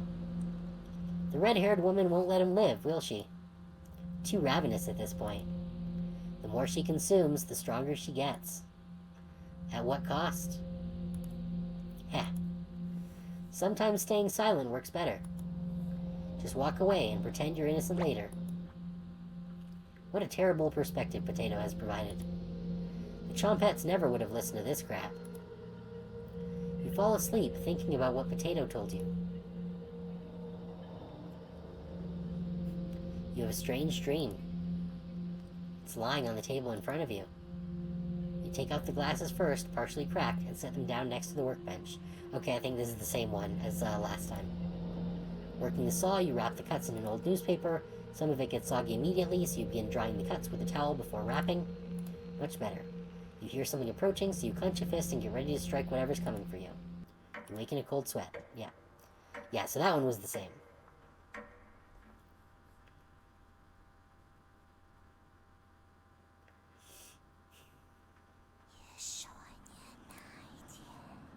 You wake in a completely different place. Did you sleepwalk? Or you found some meat? Everybody's still asleep. This would be a nice surprise after yesterday's events. You decide you cook breakfast for everyone. Cutting each slice fairly thin, you brown each side in the oven. The smell is unique. Karen runs into the kitchen. What is that smell? Give it to me. Now. You don't argue. Karen grabs a cutlet, burning her hands before bringing it to her mouth. Ack. She hungrily devours it, barely chewing. She grabs another cutlet off the plate and eats it. Excuse me. You thought she was concerned with rationing. Gregor wakes up from the couch and heads into the kitchen. Oh God. Already? Gregor looks conflicted, but he succumbs to the hunger. They always do. Gregor eats his food in a few bites, carefully grabbing a second cutlet. The tears start streaming down his face, but he doesn't make a sound. You join them in the meal, quickly consuming the meat on the table. I can think straight again. We'll be out of here in no time. No need to ration anything now. Karen is sounding more determined than before. I'm going to lie down on the couch. Try to keep this food down.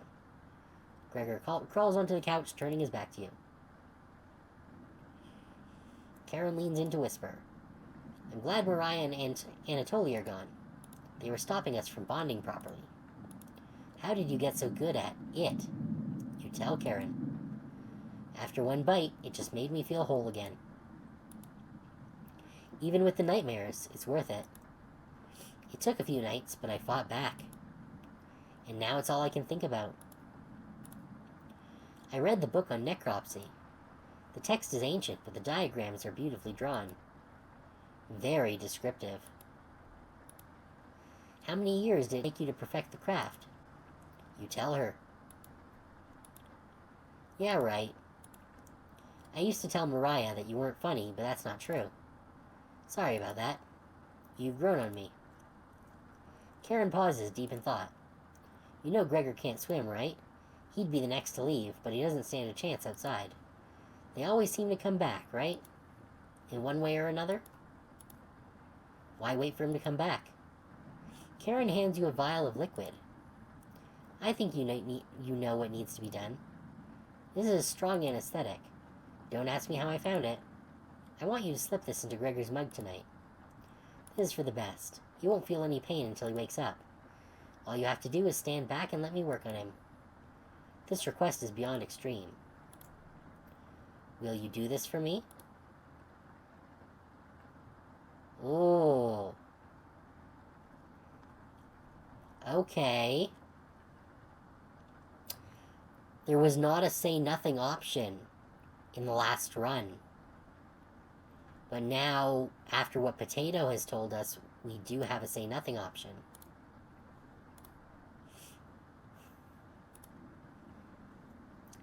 Let's say nothing. Okay. You leave Karen alone in the kitchen, crawling into bed and falling asleep instantly.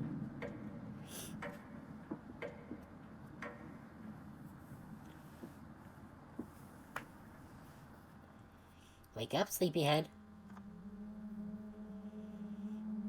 Oh, you were having a nightmare. Gregor is waiting for you. You get out of bed and follow Karen to the couch.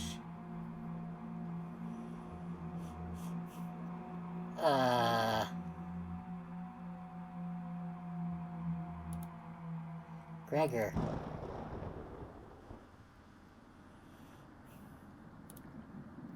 I think he's trying to speak. What is it, Gregor? You tell Karen that Gregor has died. He hasn't spoiled yet. Let me show you the rest of him. Karen shuffles over to the basement door, opening the lock with the knife. Why wait until she's in the basement? Take back the knife and end her life. You explain how difficult it is to get blood out of wood. Your laziness is unbelievable. The minute those 4 entered the cabin, you should have killed all of them. You're getting soft. You nursed a weakened butcher back to health. What if she ends up killing you now? I brought you the key. When she goes downstairs, lock the door behind her with that deadbolt. Then let her rot. Karen, Potato. Might have made great allies in another life. You need to stop her before it's too late. You walk over to the basement door. Where's Karen? When are you fixing this hole? You can feel her breath coming through the crack in the door. You lock the basement door. What the hell are you doing? Goodbye, Karen. I guess maybe you can't, get them all to 5 hearts. She slips into the darkness. You climb on the couch to rest, waiting for the basement noises to become silent. Unless maybe there are further loops to do.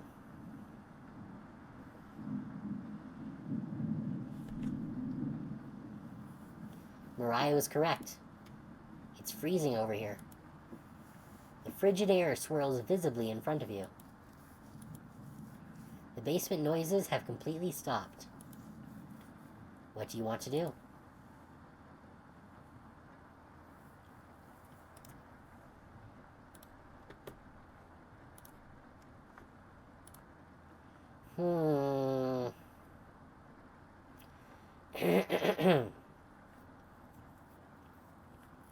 What to do?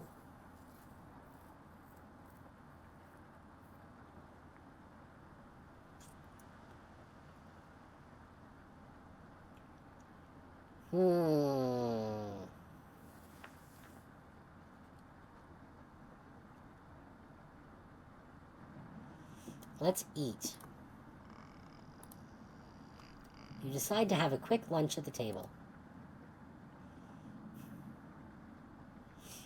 She escaped.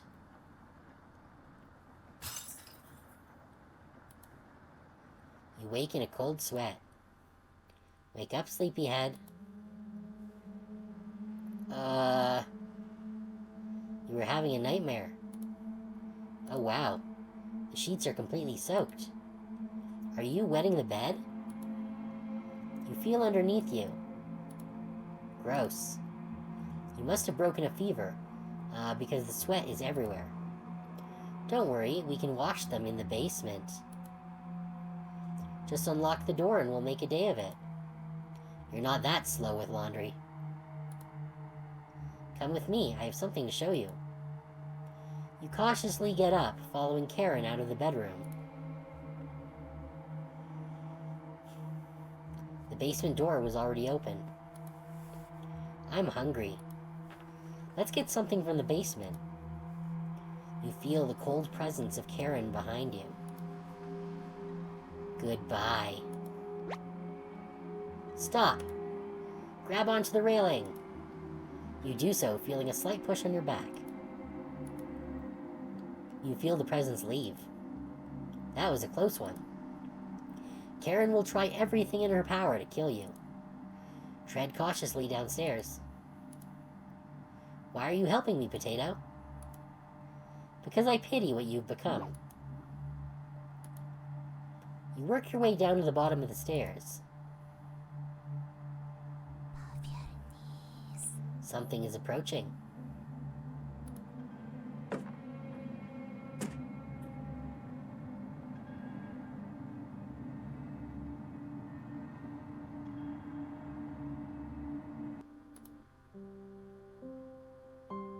Can you hear me?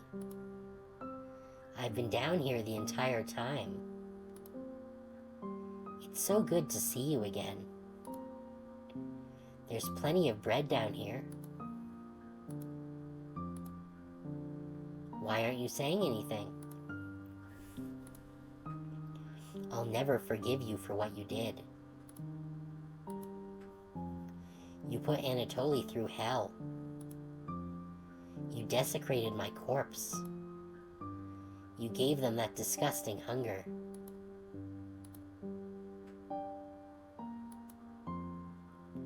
All of that is water under the bridge now. Anatoly's down here. Come have some bread with us. They always try things like this.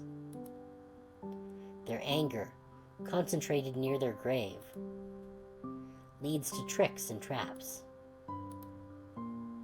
You're not falling for this one. Why aren't you listening to me? There's bread down here, loaves of it. Fine. I won't stop you from finding the others down here.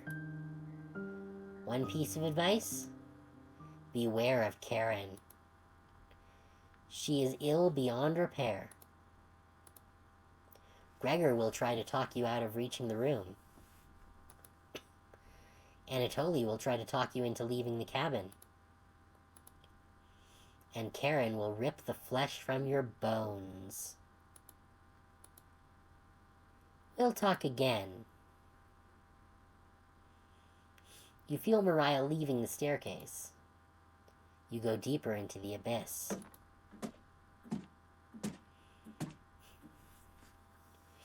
The walls, down here they're dirt and soot. Something is approaching. Is this going to be the Portuguese one again, or Spanish, or whatever it was talking?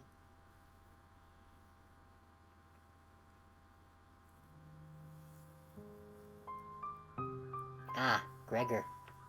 I'm glad I found you. The rain outside has stopped. Did you hear that knocking? Another trap. Everyone's upstairs and wants to leave. Mariah was worried sick about you. You tell Gregor about speaking with Mariah. Guess I can't lie to you, huh? You just stood there while Karen took my limbs, doing nothing.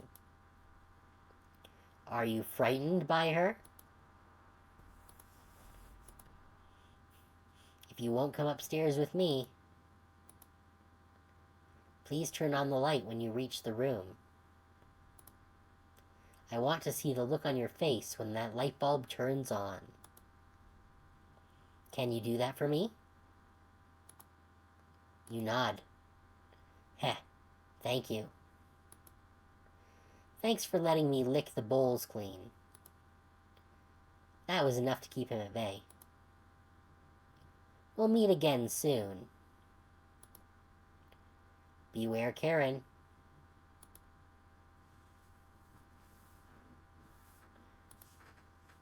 You feel Gregor leaving the staircase. You descend deeper into the abyss.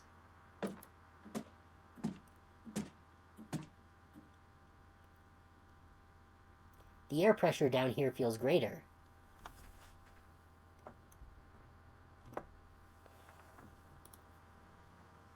You're getting closer to Karen with each step. Something is approaching.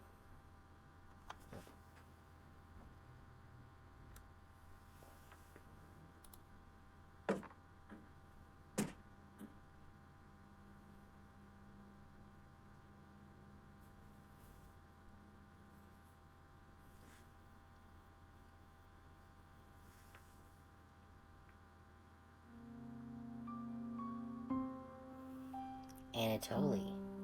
Oh. Thought you'd still be fending off that glutton Gregor right now. You tell Anatoly about meeting with Gregor. Oh. I was going to try to see if you wanted to pick up onions with me. You shake your head.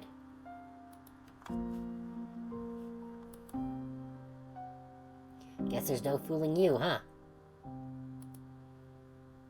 You survived this long, and now you'll need to fend off Karen. I can't tell if I'd rather have you, or her, sticking around down here. You ask Anatoly where Karen is. Oh. She's just below us, waiting to devour you. Karen's been practicing on her butchering again. Maybe she'll start with your arms. Ha ha ha. Down here, the whispers have told me about you. I can't even believe some of the things you've done. Worse than any war crime. So many whispers about those sorts of things. So many whispers down here. It ends at the bottom. Karen might be alive down here. But you won't be. Why were you nice to me? Did you want to prey on the weak? Or was I just another meal ticket? The whispers told me the truth. Hopefully someone ends this darkness soon. See you again soon.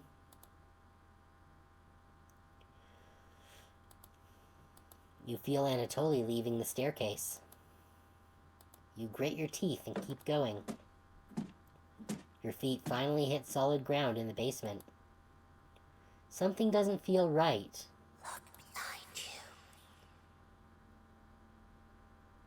You feel around the wall blindly and locate the light switch. Found you. Karen's grown stronger than you as of late. Consuming her friends has imbued her with a rage. She's lost in the abyss. And nothing but death can end this madness. I hope you've prepared for what comes next. You can feel something creeping up in front of you. Hello. Cabbage! Hello. Cabbage, what are you? Cabbage! Cabbage! It took us forever to move the rubble you put on the mouse holes. Chompettes, Oh, come out. Never fear, Onion is here. Like my cousin Cornbread says, I'll rise to the occasion. hey! Sometimes Mary, Raspberry. What lie did you tell them, Potato? That you had moved on. Ha ha ha. Will you let us go? You shake your head. Someday, maybe. Cabbage! Chompettes, Cabbage! we can't allow Karen to take over the cabin. Bye-bye. She's much worse than you, Stinky. Did you see what she did to Gregor? Unhinged. She's a cut above you right now. Ha ha ha. You don't need our help with this. Just remember what she's done. Channel that anger. She's just like Potato now, right? I'm still here, Cabbage. Ha ha ha. And as punishment for earlier, we're locking you in the room again, Potato. No Chompette trial needed. You got company down here, Potato. One of us should hide the key. That's enough.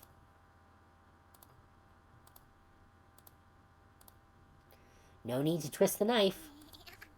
Ha ha ha. Good luck. Chompettes, let's help out.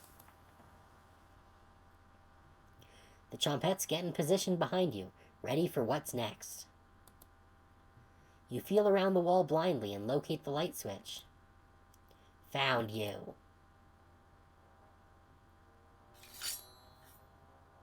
Let's end this.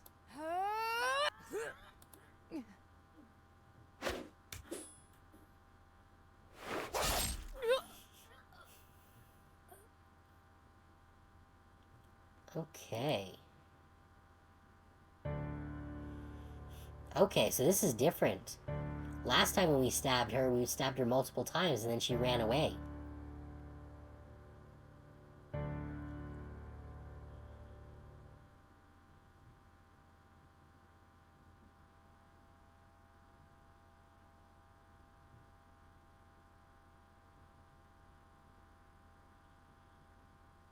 Oh. She's turned into another chompette. Cabbage. Look, he's trying to speak. Cabbage. Don't be shy, try again.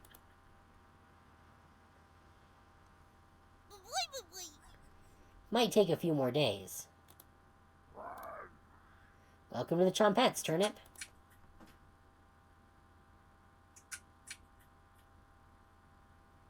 Who is Turnip? Because it said he, not she.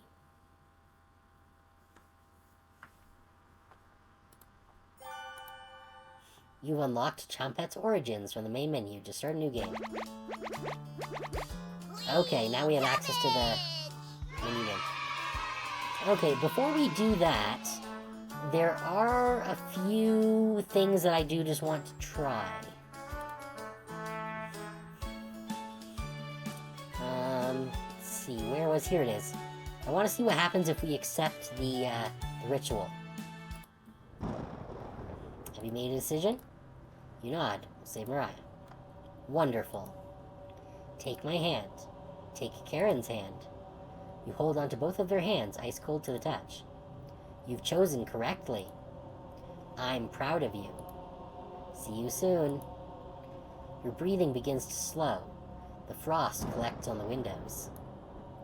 One of your eyes rolls backwards, causing you to drool a little bit on the floor.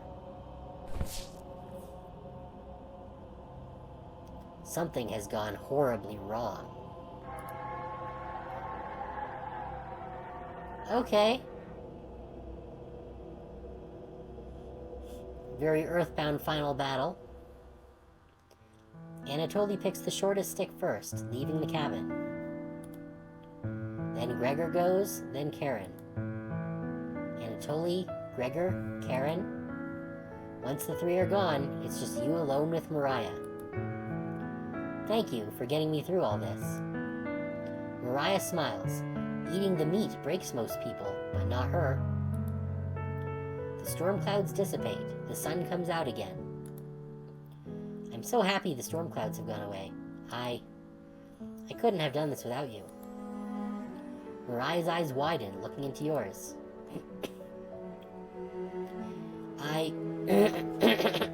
Excuse me.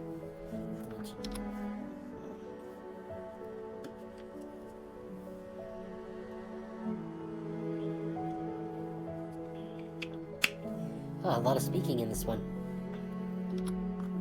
I want to stay here and take care of you. All my life I've been looking for my true calling, and it was you all along. No need to ask me the question again. I am here 75% of my own free will, 65% by compulsion. Okay. She answered correctly. How did she know? I bet your arthritis is extremely bothersome. Do you want me to show you a special technique my grandmother taught me to help with the pain? You nod. Great, sit down in the rocking chair and let me go to work. You sit down in your rocking chair, watching intently as Mariah comes back with a towel and a bucket of water. I hope this is the start of a beautiful relationship. Close your eyes and relax. You close your eyes, smiling as Mariah gets close. Oh. Mariah throws you to the ground, sinking the knife into your chest.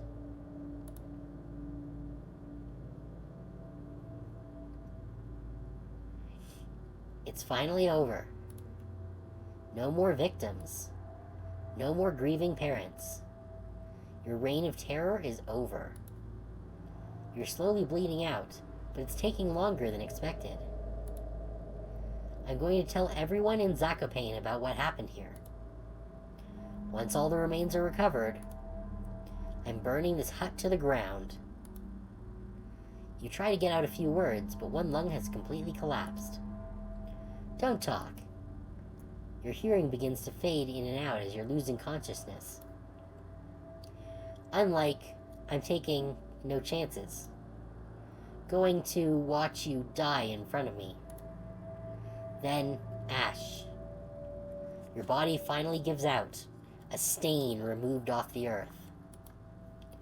A storm cloud lifts off every town.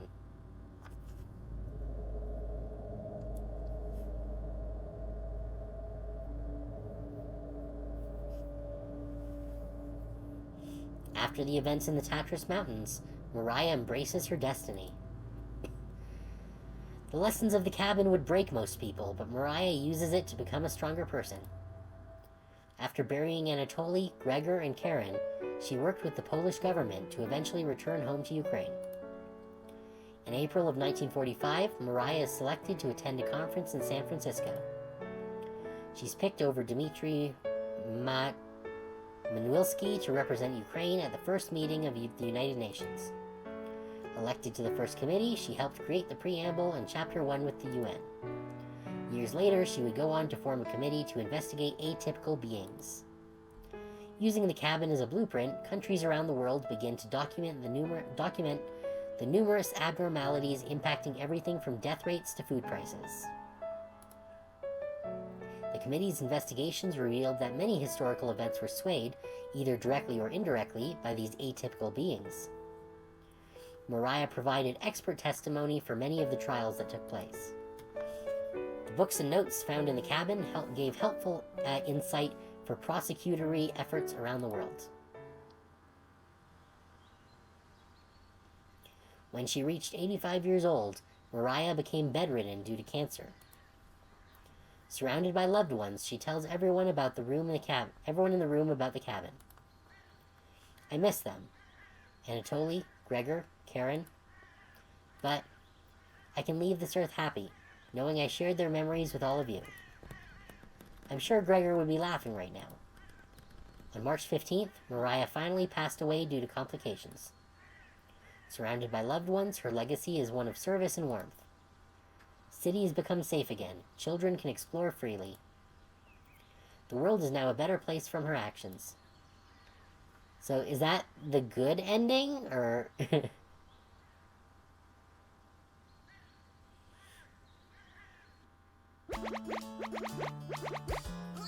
Okay.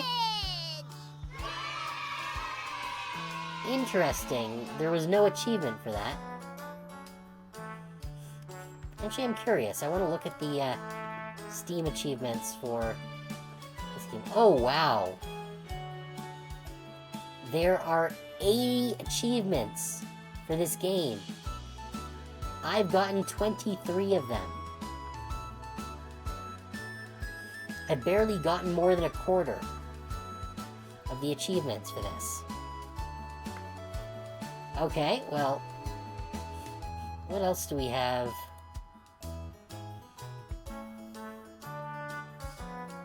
Let's see.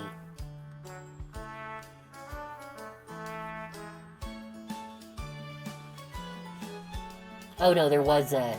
Well, there's Finish New Game Plus was an achievement.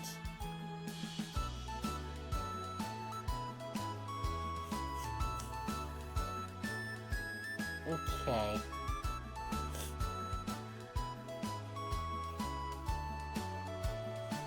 So there are a number of things that can be done here. Alright. Well, let's try loading up some more of these options here.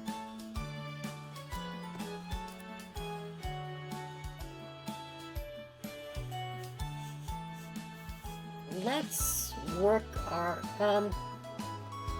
way backwards. Okay, let's look under the couch.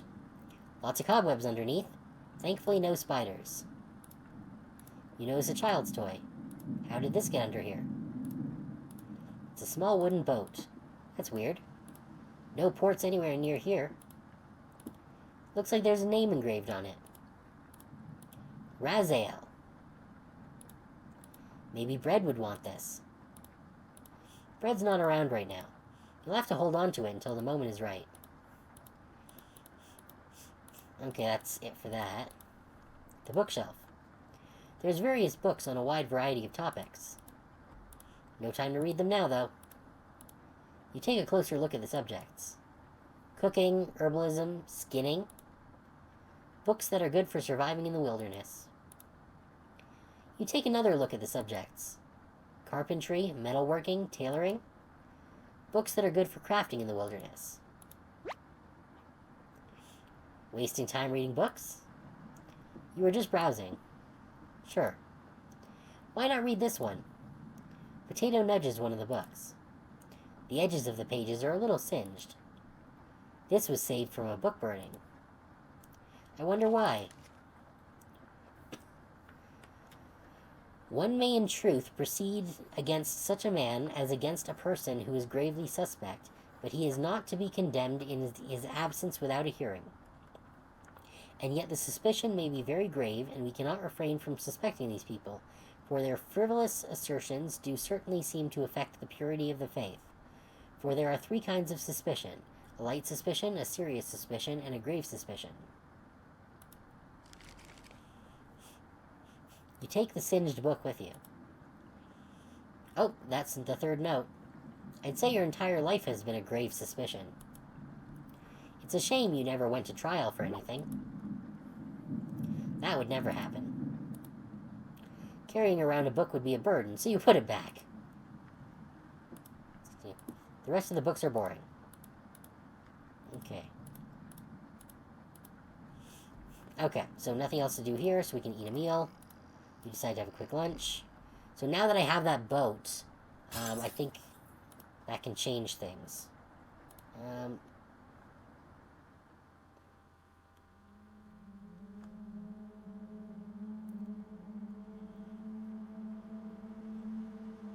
Or is that the skip?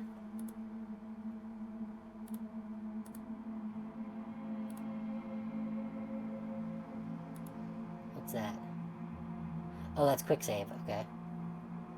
And quick load. Okay, alright.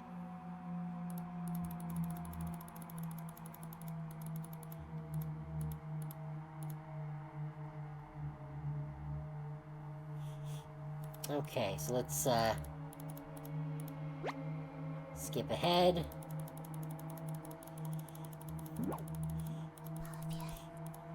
Something's approaching.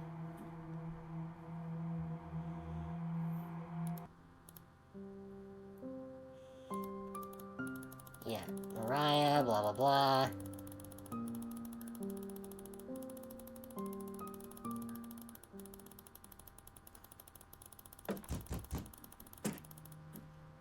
Yeah, this is all the same dialogue.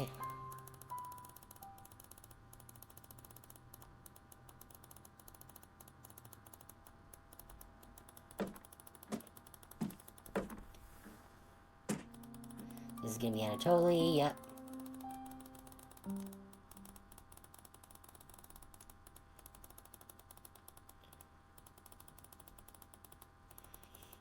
Okay, yes, yes, yes. Karen's going stronger, yada yada.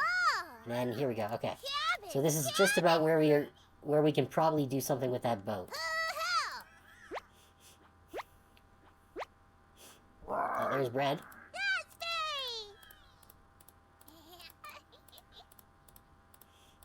Okay.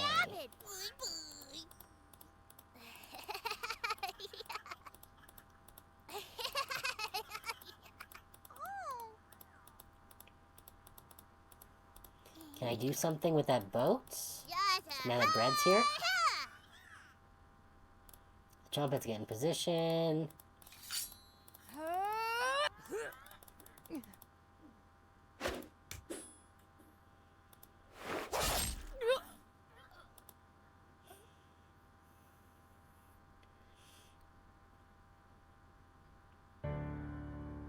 Okay.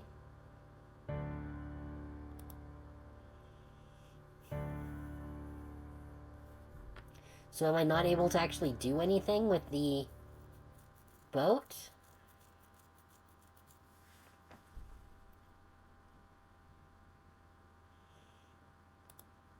Cabbage. Look, he's trying to speak. Yep. Cabbage.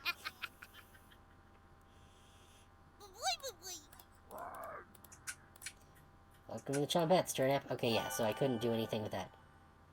Unlock Chompette's origins, yeah.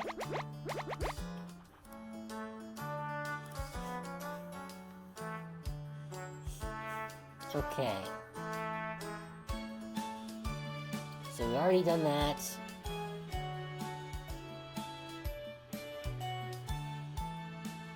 Let's go back here.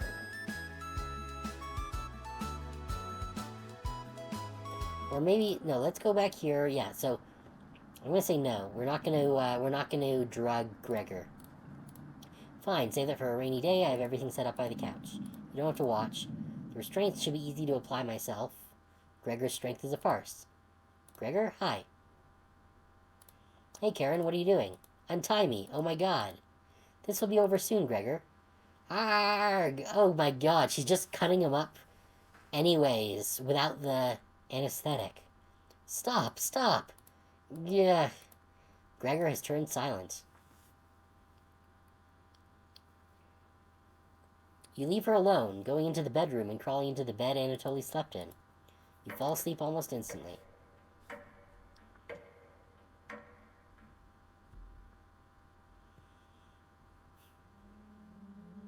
Wake up, sleepyhead. You were having a nightmare. Gregor's waiting for you, okay. Okay, so this is just the he's dead ending, okay.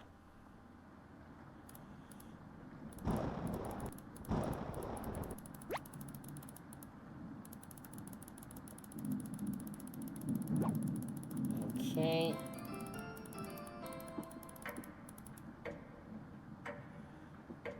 And then this just goes into the same stuff.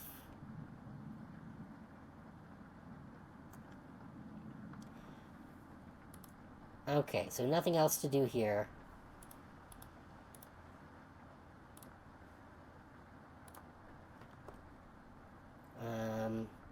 I don't think there's any point doing that with Anatoly. Let's go back to the... yes, we're going to go back to the raspberry here. We're going to apologize this time. I'm sorry, Rhina. Yeah, I don't believe you. Prove it by getting rid of Potato. Do that, we're even. Getting rid of Potato might be a fatal decision. Rhina has bluffed before. Well, is Potato leaving the cabin?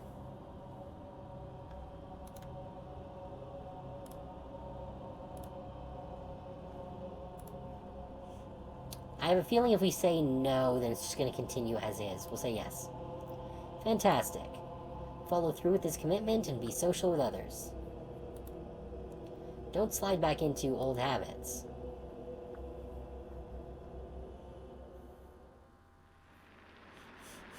Oh, we got an achievement for that.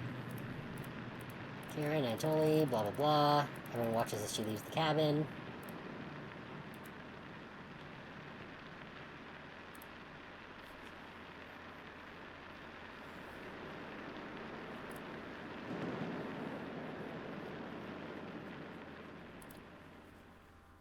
Okay. Candle blew out. Yep. Spooky. This bathtub is filthy. It will need more than a little elbow grease to get these stains out. You notice a note underneath the bathtub. Oh. May 4th, 1794. This notice shall serve as a summons to the Zakopane courthouse. You are being accused of the following crimes: public disturbance, foul language and demeanor, refusal to testify at previous court cases, refusal to agree to a search warrant of property. Your hearing is scheduled for October 20th. Failure to attend will result in your immediate arrest and penalties up to hanging. You take the court summons letter with you. Oh, good, that's note number 4.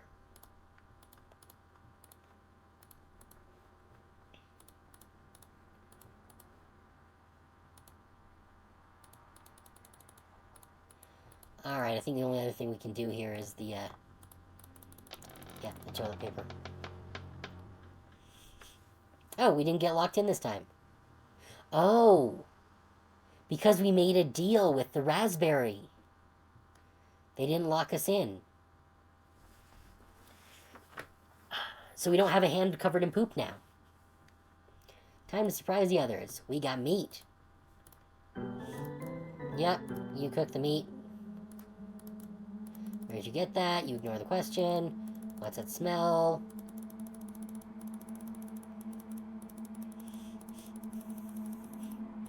Yeah, we still need to max out Gregor. So we're gonna do that for this run. Talk to Gregor. We've already gone through this conversation. Yeah. Alright, so he goes to 4. Going to see how Anatoly's doing. Right, we didn't get a chance to look in the birdcage last time, so we're going to do that. There's nothing in the birdcage. It's completely empty. We're going to look again.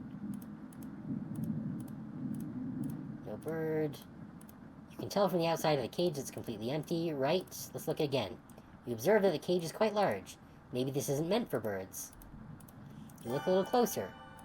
You can make out an E, but the letter to the left of it is scratched out. This clue seems worthless. You look a little closer. You can make out an E, but the letter is... Okay, so that's... Alright, so that's all we can get out of that. We already did that. Let's look under the beds again.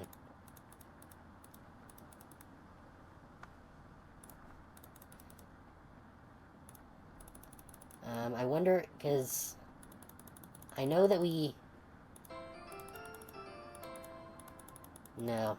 Because I think that box is the box of the vegetables treasures that we were told, that the key was in the bathroom, mouse hole. Underneath the floorboard, chicken bone.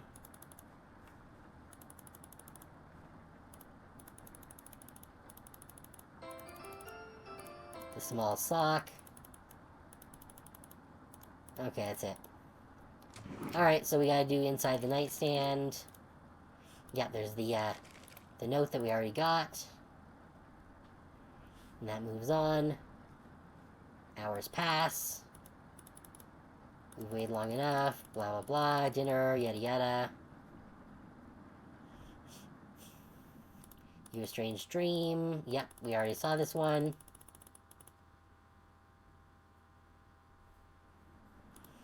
You wake up to see Gregor.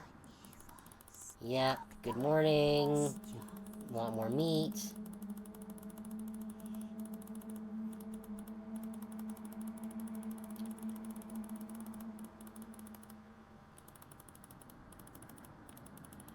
Okay.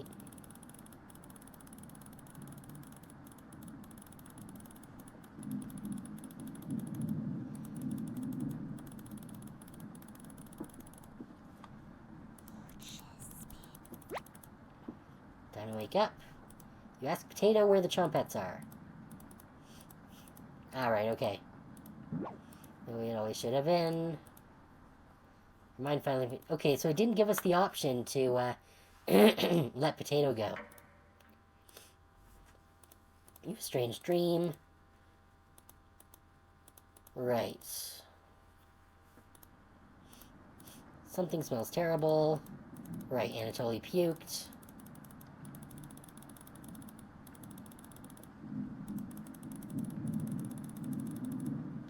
Group disperses. You have 1 hour. Alright. We'll talk to Gregor. This should give us his max hearts.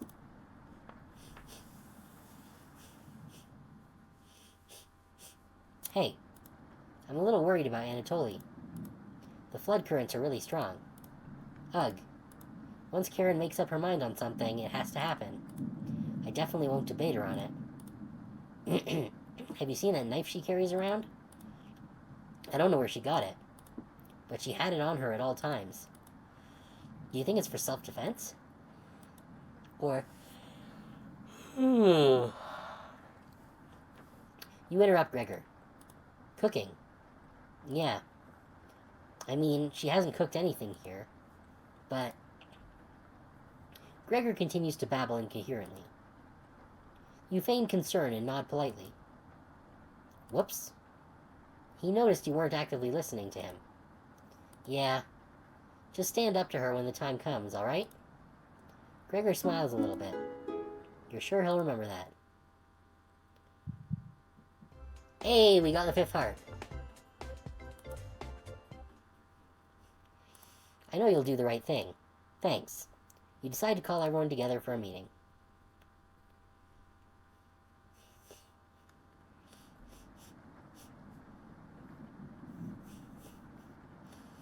Anatoly, you okay, little guy? Anatoly looks pale, like he's going to pass out. Anatoly, have you made a decision? Yes. I'll help you all out. I promise. Yeah, okay, so...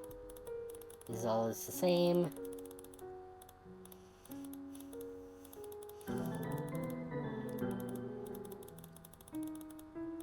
Karen goes to the bedroom. I didn't tell him the truth. Gregor's getting choked up. I didn't tell him. Missing him already. Okay. So then how do we get Gregor's, ending stuff? You shut your eyes, you'll be falling asleep. You hear a scraping. The red-haired woman won't let him live, will she? Too ravenous at this point. The more she consumes, the stronger she gets. At what cost? Heh. Sometimes staying silent works better. Just walk away and pretend you're innocent later. What a terrible perspective Potato has provided. The Chompettes never would have listened to this crap. You fall asleep. Yep. You have a strange dream. Yep, we already did that. You wake up in a completely different place. You got the meat.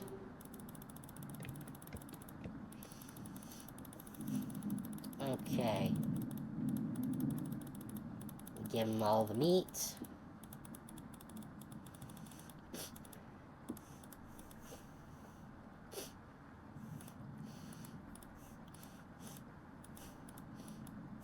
Karen likes to kill things.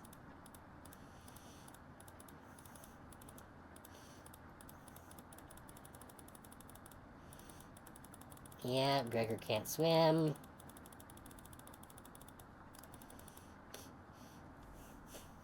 Why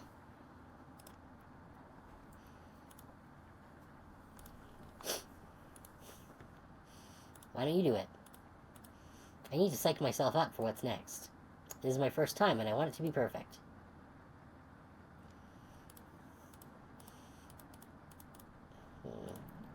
Will saying it multiple times? No. Okay. So saying no just has her butchering him.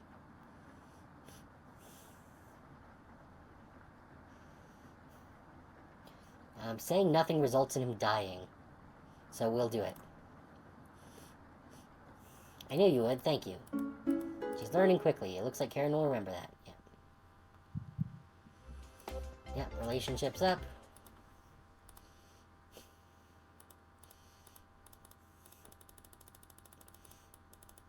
Yep.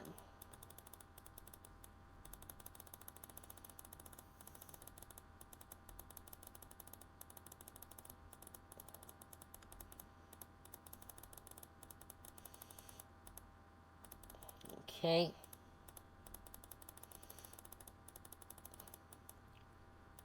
Okay, yep, you leave her alone.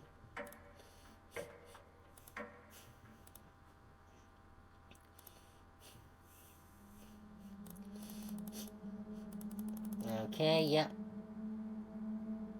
Gregor should be alive still, yes. Okay, good. Oh, we got Gregor the Glutton. Okay, you were the only person that didn't laugh at me for being afraid of a marmot. When I was 9, a friend and I were playing in the woods. We were far from home, about an hour away. My friend found some baby marmots, probably only a few weeks old. He was so busy playing with them, he didn't notice a boar mother and piglet behind him. The boar thought he was too close to its child, so it ended up goring him in the lung with one of her tusks. The wheezing, those shortened breaths. He was gasping for air as his lungs filled with blood, and there was nothing I could do to stop the bleeding. It took me an entire day to carry the body back to his house. I was so weak, I had to take breaks every few minutes. When I arrived at his parents' house, it was completely pitch black out. My hands shook as I laid his body at the door. I was almost as cold as he was. when his mother finally opened the door. I will never forget that scream as long as I live. I never wanted to let anyone down again with my weakness ever. So I pushed myself to the breaking point as a teenager, getting stronger every week. I should have never left Ukraine. Gregor looks like he's about to cry. Thank you.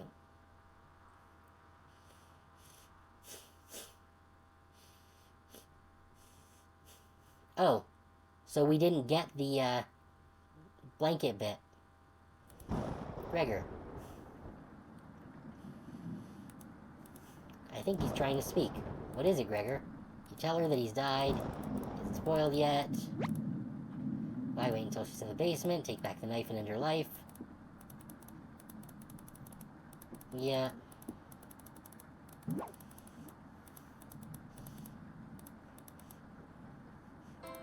Okay.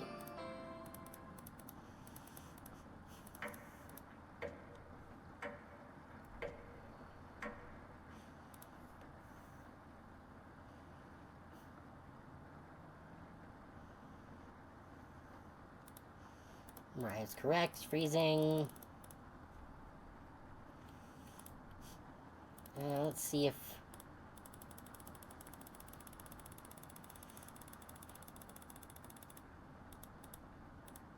Okay. So nothing with the bookshelf that I have to do now, I think. Let's just skip through it anyways. Right, the book burning. Right. Alright, move to eating a meal. She escaped. Okay. Okay, yeah, because it didn't give me the option to release Potato, basically. We can skip all through this.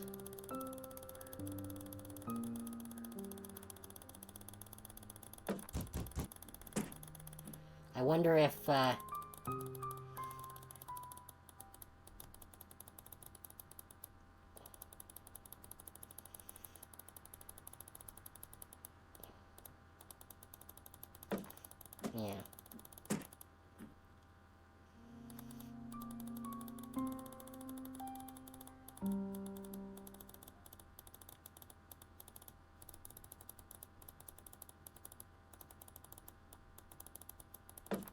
Okay. Found you, Karen, blah blah blah. Then we got all these guys. If I click on bread. No. Clicking on bread doesn't, change anything.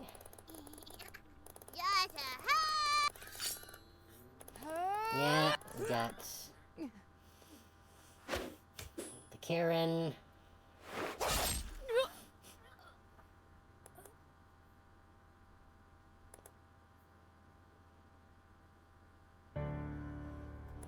Yep. That's Karen's death again.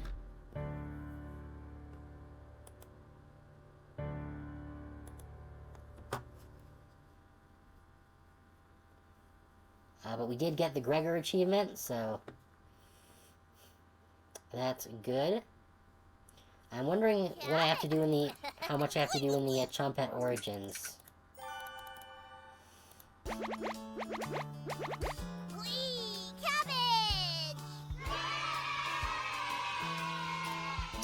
Was there anything else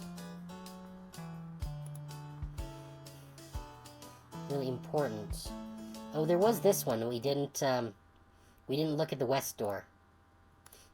Your eyes struggle to see down the hallway. You strain your eyes to make out an outline of a door. Slowly open it. Oh! That's spooky. You wake up in a cold sweat, you're lying in the middle. Okay. Yep, so that's all there was.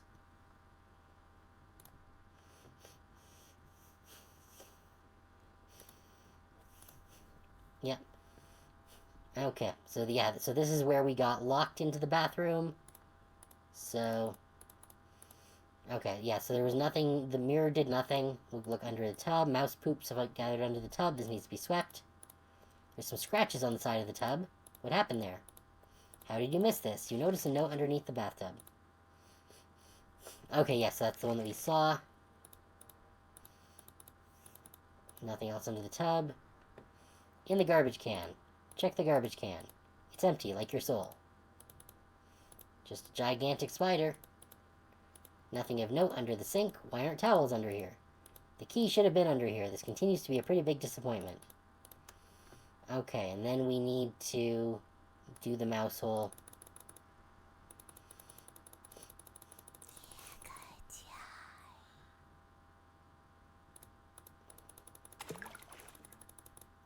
Raspberry! Oh, whoops. You know what? I messed that up.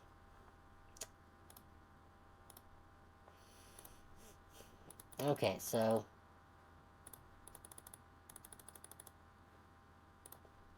Look in them. So if we say no, the key has got to be in that mouse hole. You gather your courage and prepare to put your entire arm in the mouse hole. No. No. Alright, so we have to put our arm in the mouse hole. Ah. No.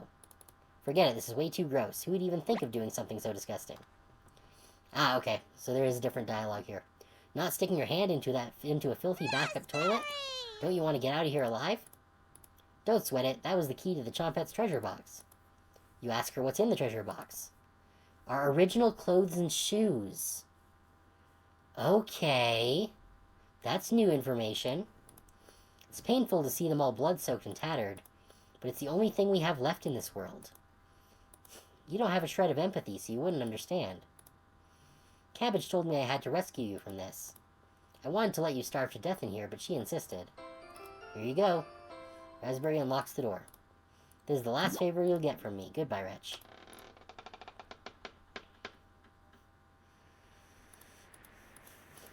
Okay. It's just a staircase, nothing to be scared of. You begin your descent. Yeah, so you saw this already. Oh yeah, this is the one that speaks in Portuguese. And then that's the jump scare. Game's purely fictitious. It cannot harm you in any way, shape, or form. Right. The note, don't get up before Saturday.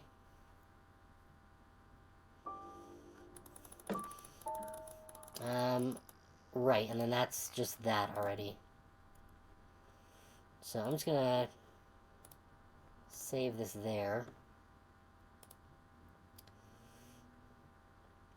Yeah, I'm sure there's other things that I can do here.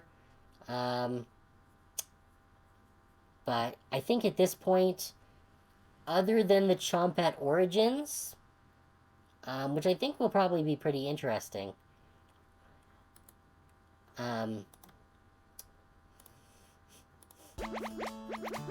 I think I've probably found everything of substance in the main game. Except for maybe Mariah's route. I don't think I've done that. And what are these? Oh, these are profiles.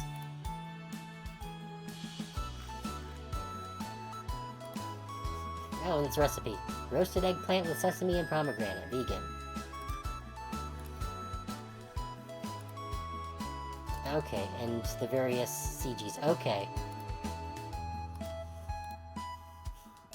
Spooky. So I'm guessing that these four are also recipes. And then there's a number of CGs that we still have yet to unlock. Okay, it looks like we actually unlocked quite a bit of it.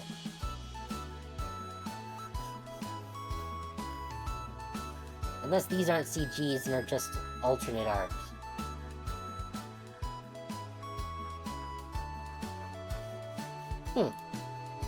Okay.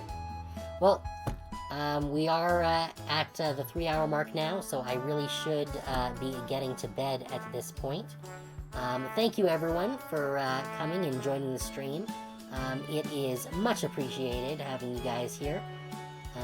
I'm not sure if I'm going to do the Chompette Origins next weekend for this. I think I might. I'll decide. Because I think that could be fun to see that. Yeah, so I'll figure out. Actually still need to figure out what to do for next Thursday now as well, because I don't have a game for Thursday either. But I guess that's something I'll figure out in the next hour. In the meantime, thank you everyone for coming. I hope that you guys have a great night, and I hope that you all rest well. Thank you for coming, and I'll see you tomorrow for Potionomics.